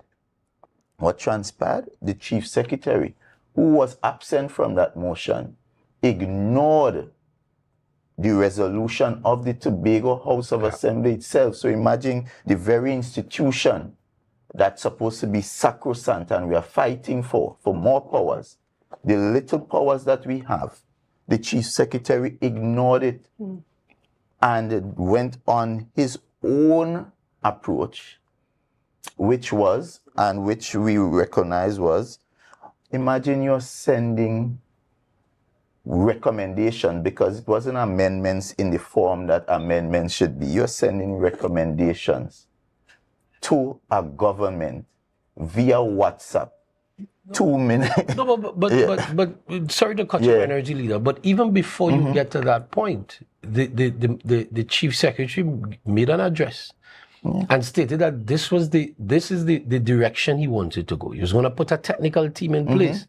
He named the technical team and advised Tobago that this technical team will start conversations with Tobago. Up to this day, that technical team has not had... If those conversations had begun, that those conversations would not have been taking place while the bill... Would the Parliament have pushed it back a bit, waiting on the official recommendations of said committee to bring the bill before... But we're not even dealing with supposition, Shana. What we're dealing with is reality, because the reality is the Chief Secretary gave a commitment to Tobago. This is what I am going to do. And this is counter. This is counter to what the House agreed on. Because the House, the motion that was voted on, that was brought by the minority leader, and that was voted on, was supposed to be binding on members. And you went against what the House agreed on. You said, okay, fine. I is the big boss here. So I'll set up a technical team. You set up, just now, you named the team.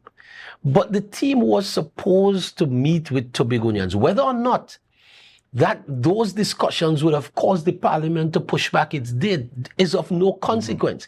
What is of consequence is that what you said you were going to do as it relates to the process, you did not. And then on top of that, I want to remind Tobagonians that the Chief Secretary has been in charge of Tobago, of the governance of Tobago, for the last 3 years. The bills that are before the Parliament, that were before the Parliament, in all honesty, were 10 years old. And so, okay, fine. If you are now in charge and you campaigned on the premise that Tobago's autonomy is going to be forefront on your agenda as the governance structure in Tobago for, I'll just say, for 2.5, 2 years, 9 months, 2 years, 10 months, you did absolutely nothing more than talk when it comes to Tobago's autonomy. If you were serious, and I dare say on this matter, and maybe many other matters, but on this matter, the Chief Secretary is a bit lazy because you gave a commitment that you are going to be, that Tobago's autonomy is going to be front and foremost. For 3 years, you had no consultation. You brought no meaningful direction where autonomy is concerned. You are in the seat. You brought no leadership where Tobago's autonomy is concerned. And then at the last minute, you're seeking to slip something under the table to the government, to the Parliament of Trinidad and Tobago?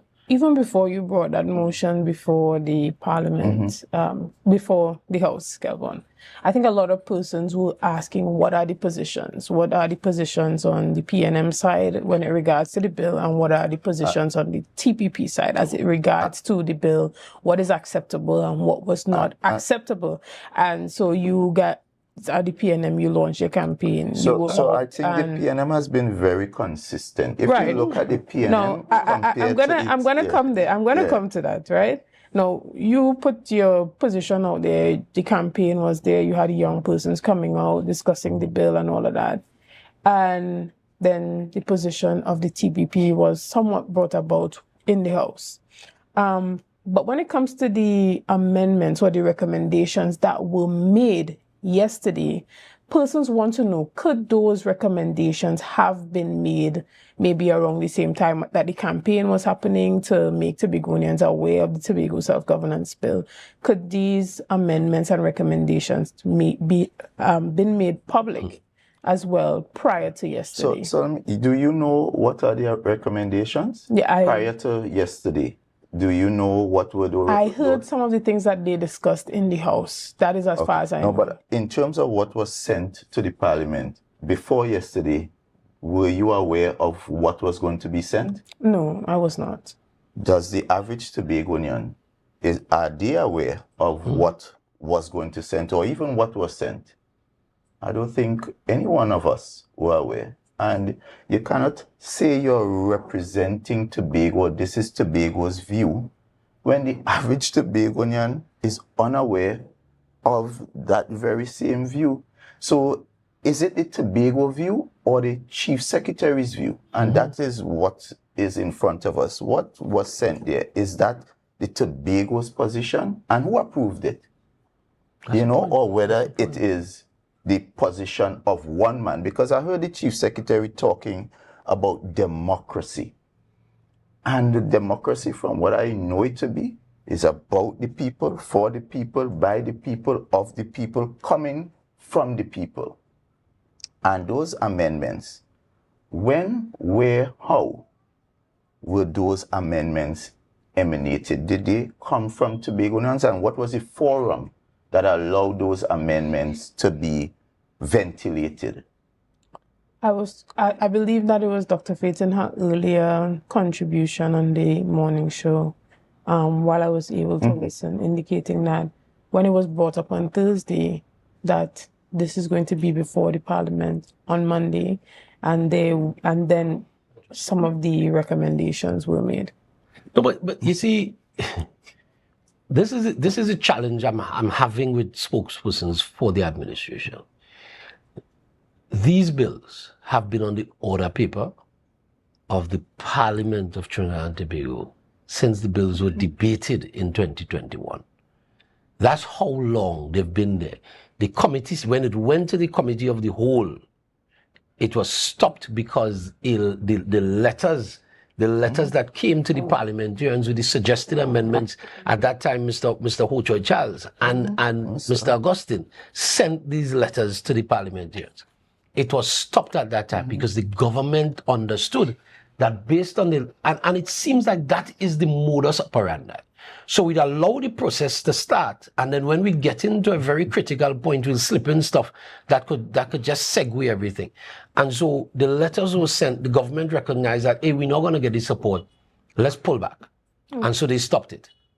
And within that period of time, Tobagonians voted for an administration to take control, for a new administration to take control. And the point we keep making is that if you had any interest in self-government and autonomy for Tobago, after you got the mandate from the people, then okay, fine. If you had concerns with what was before the House, it was your responsibility as the administration to start your round of consultations. So that when you start your round of consultations, and it is time, because this is what should have happened before yesterday. What should have happened weeks, months, even 2 years before yesterday? If the Chief Secretary was serious, that technical team would have been put in place earlier.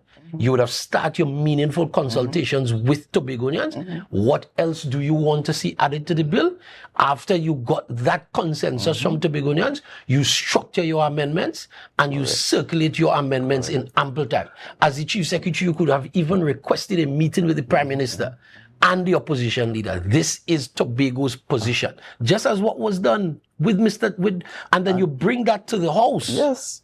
After you've done that, you bring it to the Tobago House of Assembly, have it approved. Yes. And so once you have that approved, and this is after your consultation, you have a mandate. You now have a mandate to go to the Parliament, and go to the Prime Minister, the opposition leader, and say, this is Tobago's position.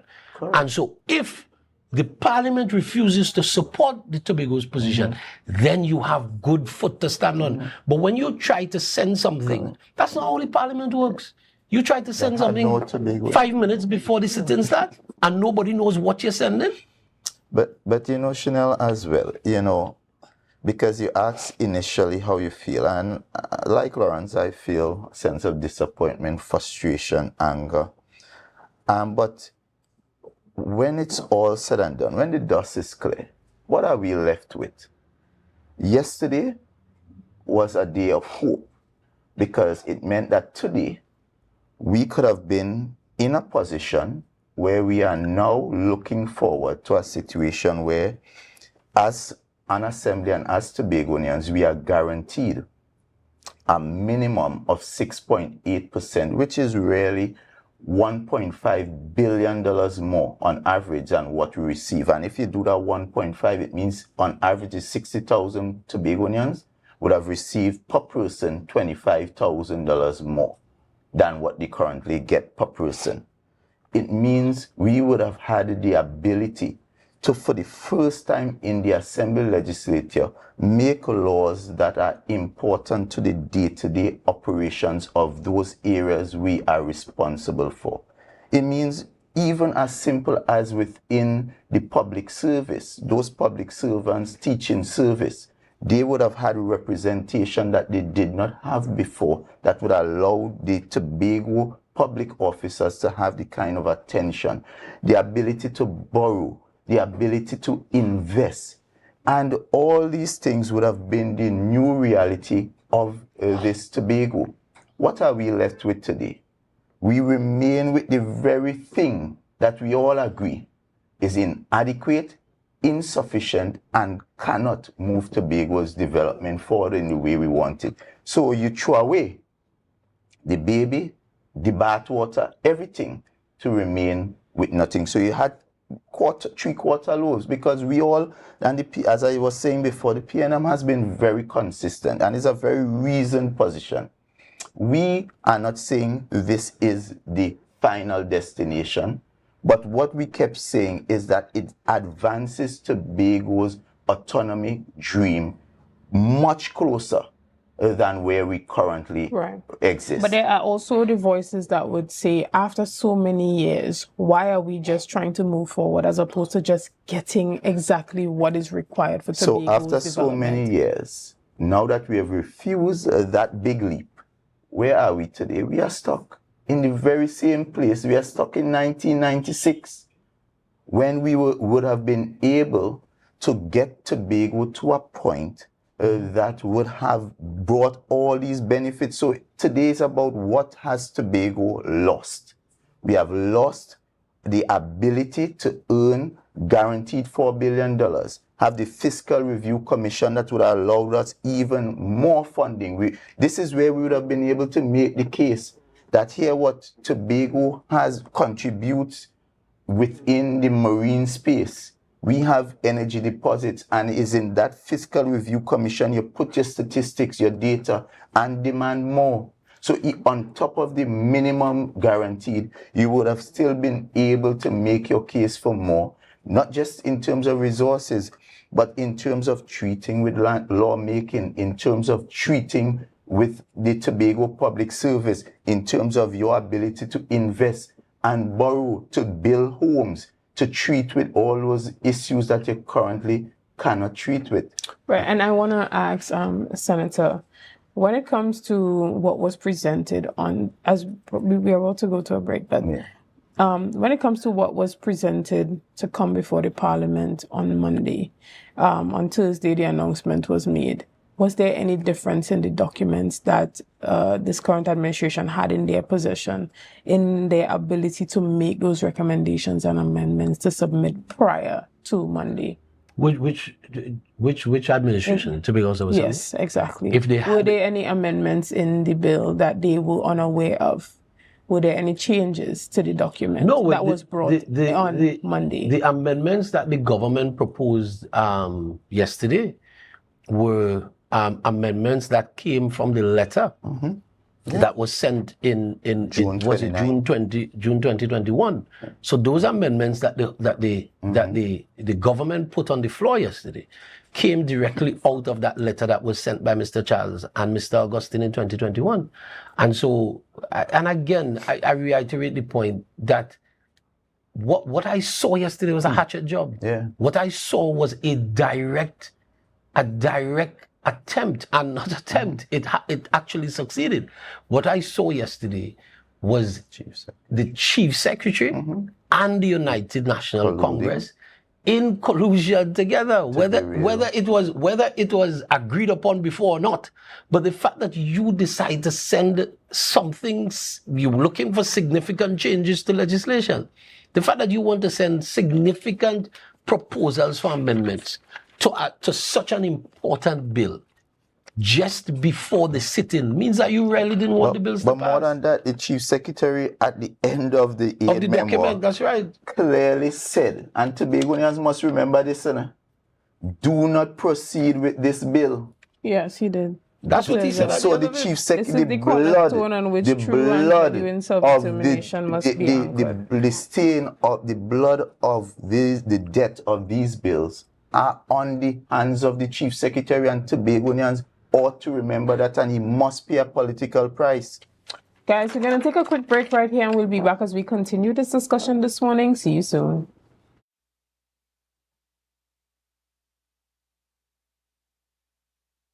The energy fill the skies. I say thanks for favor. Want to get better? Where to start? What kind of exercise to do? What to eat? How to get restful sleep? Need a doctor to search for root cause? Look no further. Come to Majuba Hill Lifestyle Center Foundation at a wellness center in Goodwood, or Food Hub in Darrow Springs, Scarborough, or Doctor's Office in Goodwood and Darrow Spring. Contact 49SWIFT 4979438.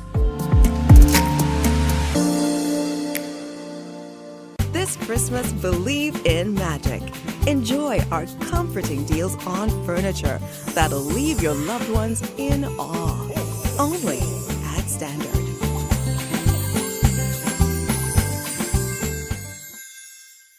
Unwrap the magic of Christmas and have the best Christmas ever with a Christmas Wishes loan from Bethel Credit Union. Up to 20,000 can be yours, so you can take care of all those Christmas expenses. You could even pay off all your debts and your credit card. Come on down to where we make wishes come through, because we see you at BCU. Visit any of our offices today at 31 Bethlehem Road, Bethel, Tobago, or Mount Mary Lower, Scarborough, Tobago. You can contact us at 639-8226, 660-7358, or 631-1336. Normal lending criteria apply.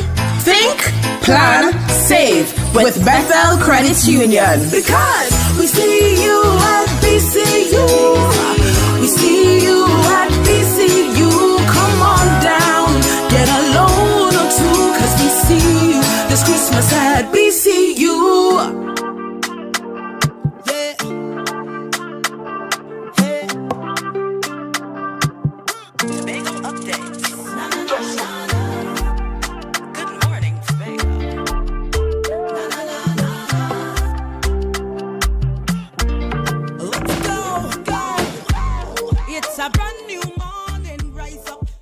Good morning, and welcome back to Good Morning Tobago right here on Tobago Updates. Now, this morning I have been speaking about the rejected Tobago Autonomy Bill with the Honorable Senator Lawrence Hislop, as well as Minority Leader Kelvin Morris. Good morning and welcome back.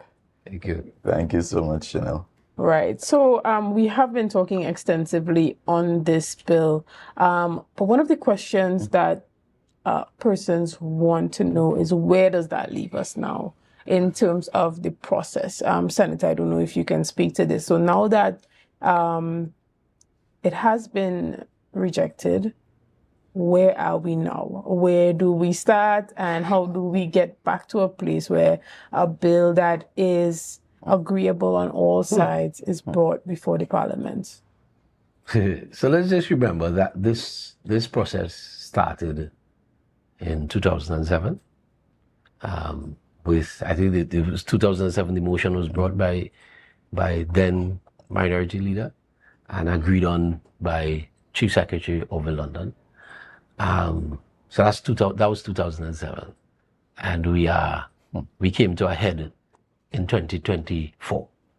And what a lot of people may not be mindful of or don't care, that this was a lot of work, a lot of man hours put into it. Outside of the consultations, you had significant work being done by a Joint Select Committee of the Parliament. You had experts from all around the region and the world coming to share perspectives. You have drafting time. So where we are now is that we're back at Act 40 in 1996, We're back at zero. And we're back at just talk. And so that's all you're getting, talk. I don't know if the Chief Secretary is going to choose to have consultations on this. But I think that next year being even an election year for the House of Assembly, I don't think that's going to be front and center in terms of serious work.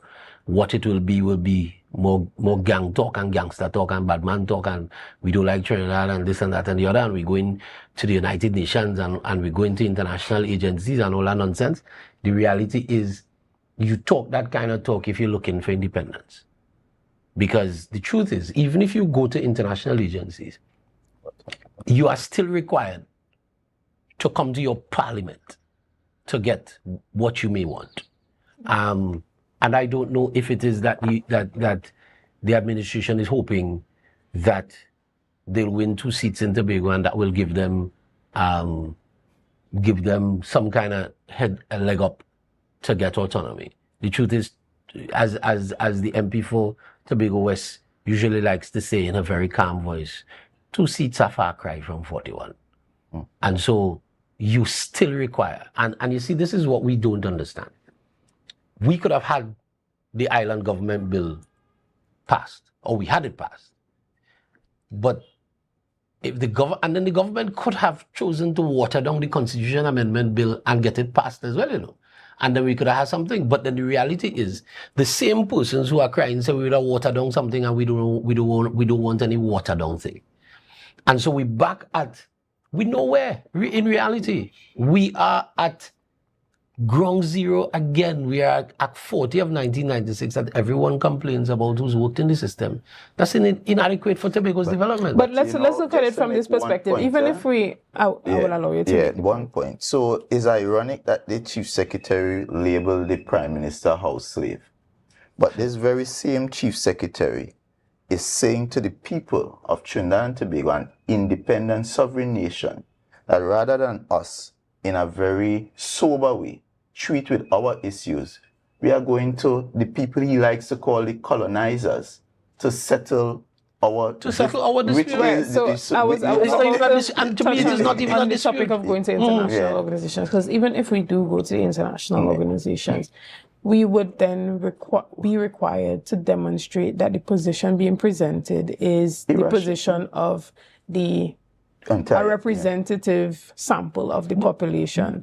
And so that there has to be the data that will show that this is what Tobago. And you see, we also have to bear in mind that at the Joint Select Committee that looked at these legislations, you had advice from the same international agencies that you're going to.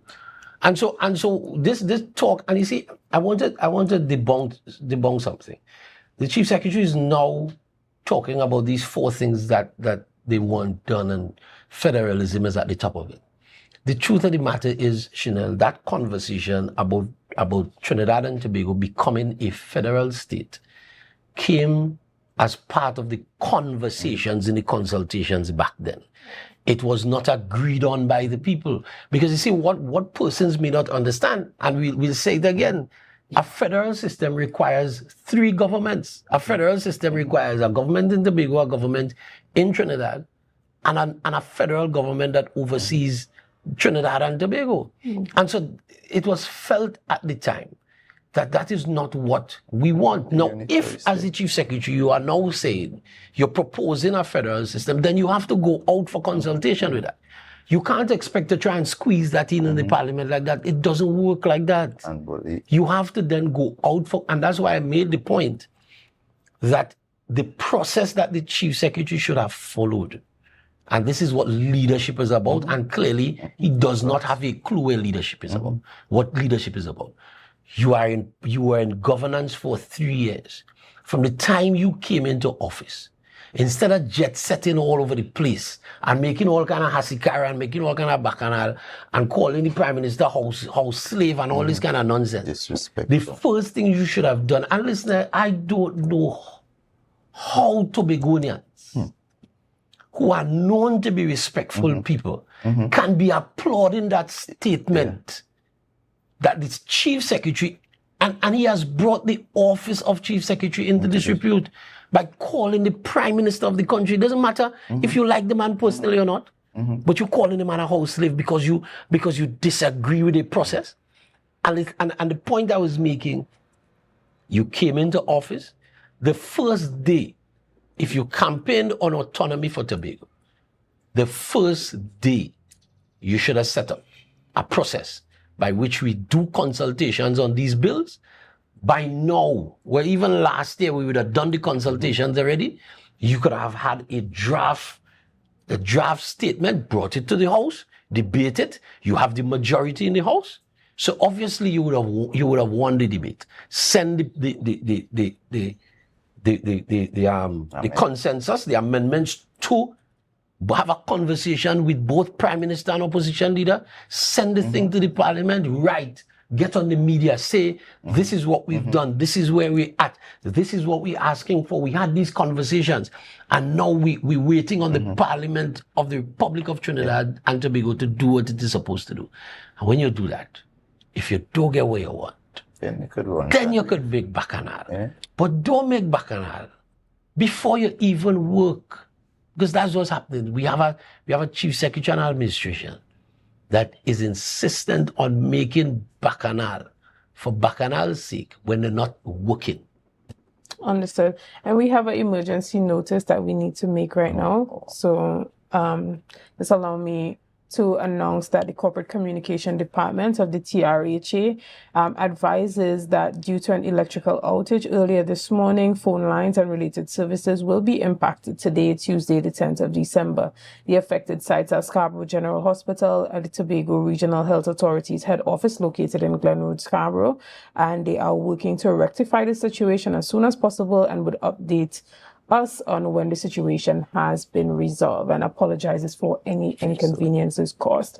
Now, as we continue the conversation, do you think that this current THA administration genuinely wanted to see those recommendations yesterday added to the bill for them to be satisfied with its passing yesterday?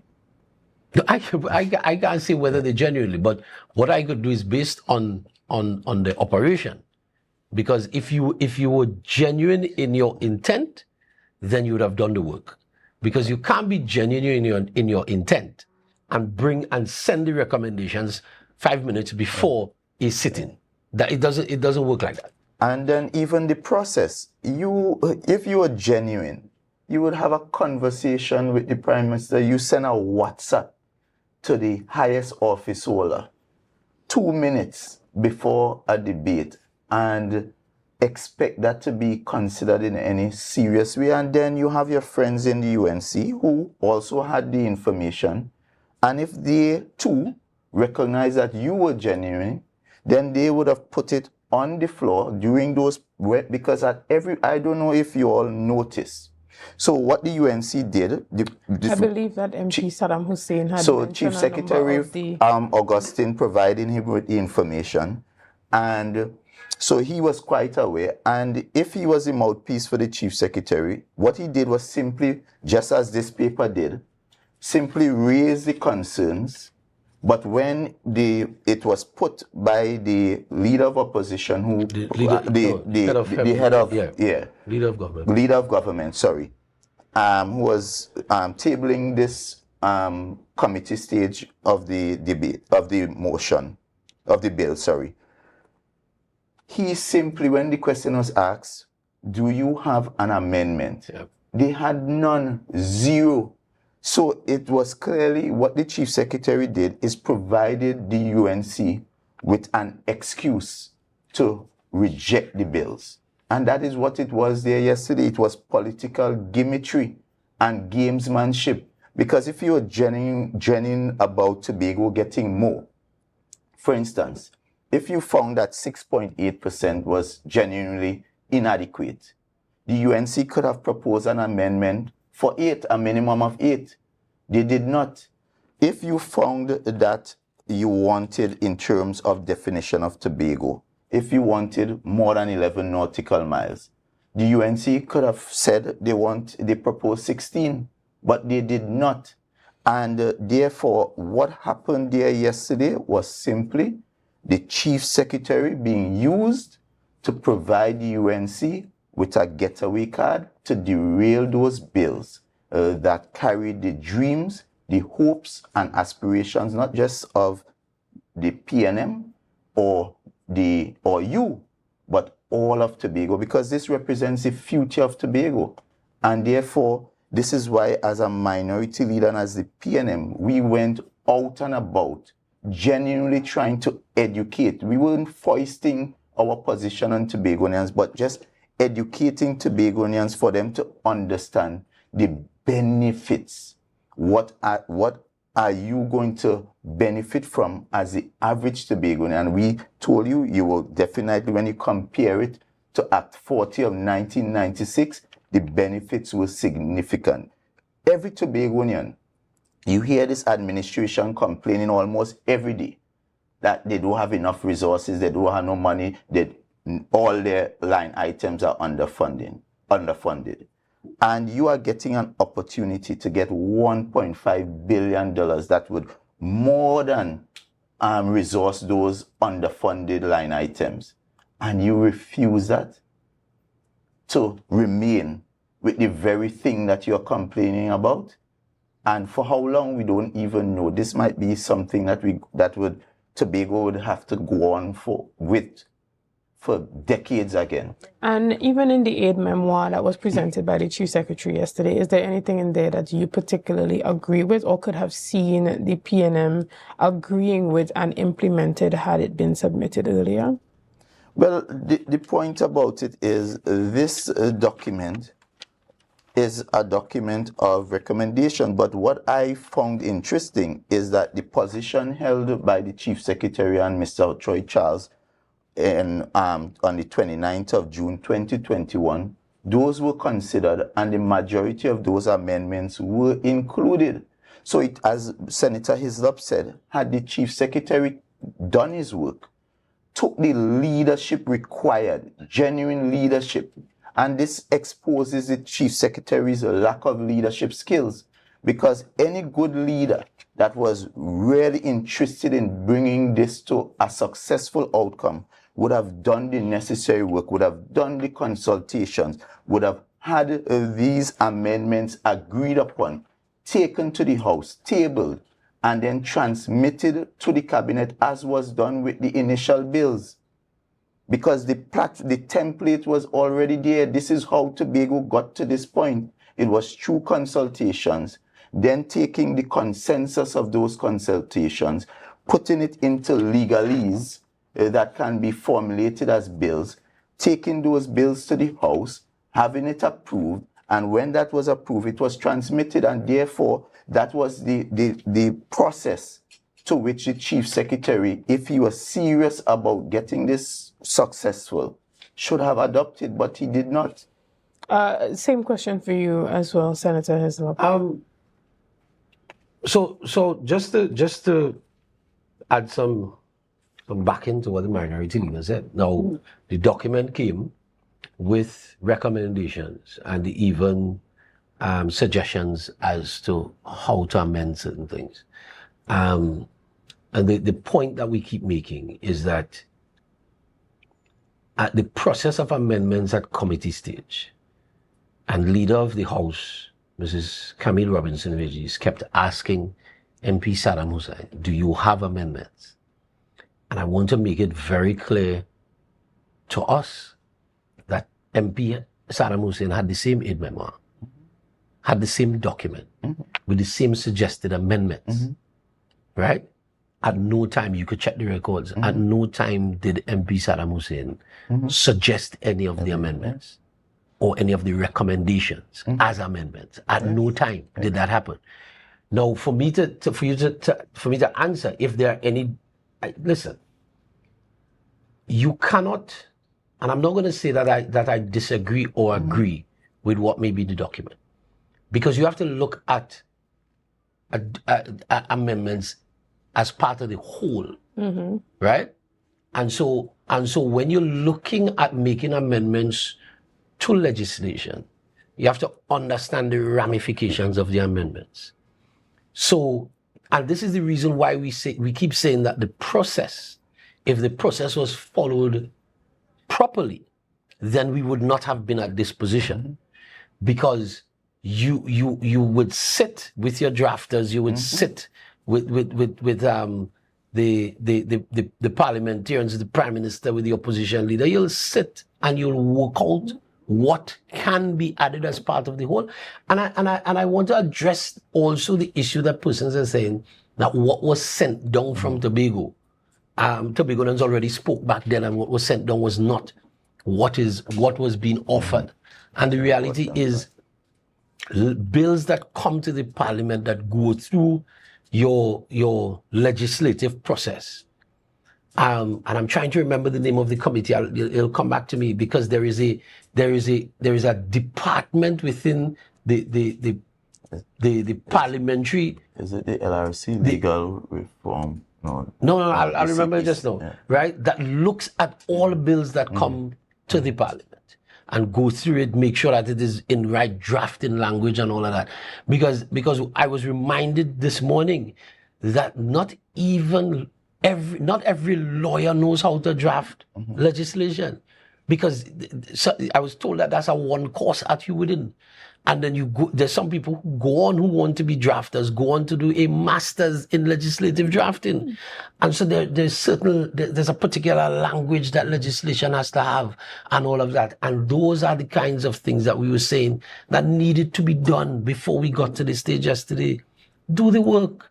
If you had done the work, if after 10 years, how old was the chief secretary in 2007 and during that process? A young guy, I think he was still in school. So he may not have been part of the full process. You are now chief secretary. You now have the opportunity to drill down on those things.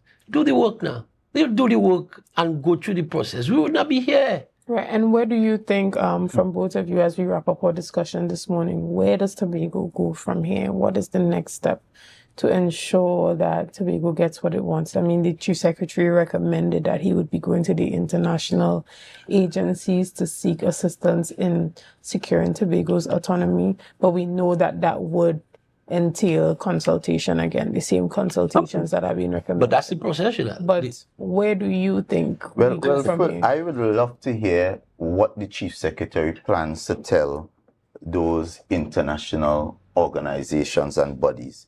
And I would also like the chief secretary to inform the people of Tobago who were those persons that gave him those legal advice that where he came up with these. That because all those things, Tobagonians are still left unaware. And if these things are represented, we should know, because this is Tobago's people business. So if you're going to the international bodies, we should know what you're going to advocate for and what you're going to tell them. And as we close, I just want to encourage every Tobagonian. And now that the chief secretary would have refused $1.5 billion more, $4 billion, you see those potholes, you see those bridges that you're asking for and they're telling you they don't have any money, and you may have felt some empathy. Now you have legitimate reason to hold them accountable. See those fellas on the block who asking for jobs and they're telling you, well, we don't have enough money to employ you.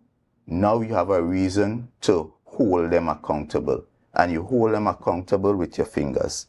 But you see, this requires leadership. Going forward, Tobago requires leadership. You've said that you don't want what was offered, which was moving the gauge from where it is now. You said you don't want what was offered.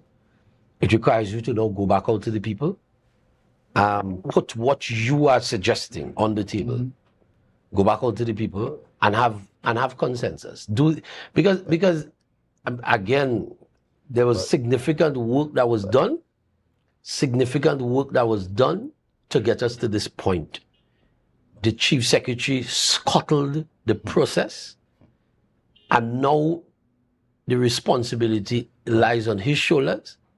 Now the truth of the matter is, this administration came into power and said that Tobago's autonomy would have been number one on their agenda and something that they would discussed in the House. Never so discussed when we Tobago. saw the putting together of that committee, I believe it was Ho Choi Charles that was leading that. I think it was 1 year after they got into office. I remember because I did the interviews that they began the work on the bill and even making some of the proposals for amendments and stuff like that and consultation. But there was a period where we didn't hear much about what was happening in terms of the bill's progress until recently. When the Prime Minister made the announcement that the bill is coming before the Parliament later on this year. But what they did, and that's when the conversations restarted. It wasn't really a committee to consult. It was what the Chief Secretary described that committee as was a committee that would review all the previous documents speaking towards autonomy and highlight,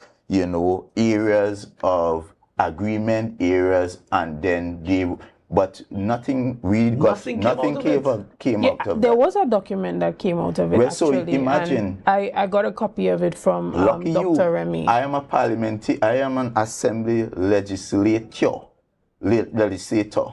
and I've never seen that document. So imagine a document that is funded by the Tobago House of Assembly, and the members of the Tobago House of Assembly has never laid eyes on those documents. It was never laid in the THA, and that is where the business of the people of Tobago ought to take front and center. And therefore, that in itself exposes the Chief Secretary's lack of leadership and lack of respect. From my understanding, right, the document that came out of it was deemed the Tobago's position, and Ho Choi Charles was a part of this one. This was earlier one. This is what I'm saying, right? This is one of the documents that was actually used at the committee stage to implement some of the recommendations that were made at the Joint Select Committee stage. This is what, because Dr. Remy was on that committee as well. Chanel, the point so she was indicating that from the document that they produced, a lot of the recommendations were. Right, but Chanel, the point. But this is what, and that's what he said. This is what was sent, and what was, and some of the amendments that were accepted. June 29, 2011. But there was no JSC after that because it was already in the committee stage of the Parliament. JSC took place during 6/6 and just about then. But when they came into government, there was no JSC. There was no, the bills already debated and laid in basically the committee stage for 3 years. So they came in basically 2022 onwards. And what we are saying, there were no official position coming from the... That's the point I'm making. After they got into office, there was no official position. You have never seen that document? I have never seen the document. It was never laid Tobago's position on its right to self-determination. You have never seen that document. And that is basically exposes the Chief Secretary, because how could you have a document like that and it was never laid in the Tobago House of Assembly, never debated and adopted as a Tobago position? So whose position is it really? But the question I have to ask now is that after the document was prepared, because the process before that was extremely transparent. The process before that was very open to the public via the consultations, via the Joint Select Committee meetings and so on.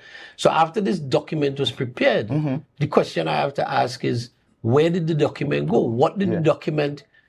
What did the document seek to influence after the document was prepared? Correct. And that's why we keep making the point that the work was not done, because you have a 14-1 mandate in a 15-seat house. You have you received an overwhelming mandate from the population of Tobago to govern Tobago, and you did not do anything significant to push the number one thing you said. So okay, fine. Initially, you said you were going to do the Tobago House in Trinidad. You and then Deputy Chief Secretary, all your fallout.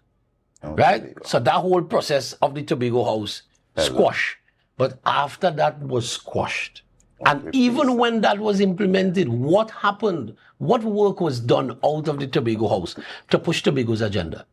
And now when that was done, you put nothing else in place but come at this moment. And you see, the people could try, supporters could try and spin it how they want. The truth is, the process should have been, you came into office, if there were things that you want to change, just as the way you created that committee and you all created a document, come back to the people. Let's have public consultations on this document, and then after you've had public consultations on that document, you bring that to the House, to the House of Assembly. Move a motion, get it approved, then take it from there to the Parliament, and then that's how mature people operate, Chanel. That's how leaders operate. And Chanel, you asked about, where do we go from here? And for me, I think we are stuck, because the reality is we underestimate what Mr. Charles and Mr. London achieved by first putting aside political difference and seeing the bigger picture for all of Tobago. That takes magnanimity, because you have to see Tobago before you see yourself or see the party. And I'm not too sure in this current environment, based on what would have transpired, where we saw basically the UNC and the TPP putting party before Tobago. And because the PNM approved those bills were approved, the Tobago Island government bill which the PNM could have passed by a simple majority, that was approved. The constitutional amendment bill was also approved, but did not get the required majority to be actually to go forward. So you have a situation where these people are fatigued, autonomy fatigued in a sense, and some people are disillusioned. Some people believe that perhaps they would not see this come to reality in their lifetime based on what would have transpired yesterday. And it is sad. No, I want to thank you, gentlemen, so much for coming in this morning and having that discussion on the rejection of the Tobago Autonomy Bill. And hopefully we get a chance to browse these documents at some point in time. But again, we want to thank you for your time this morning and letting your position be known to Tobago. Guys, we want to thank you so much for being a part of this morning's discussions. We want to thank you for your likes, your shares, and your comments, and all that you have been doing to make Tobago Updates the #1 broadcaster here on the island of Tobago. We will see you again tomorrow.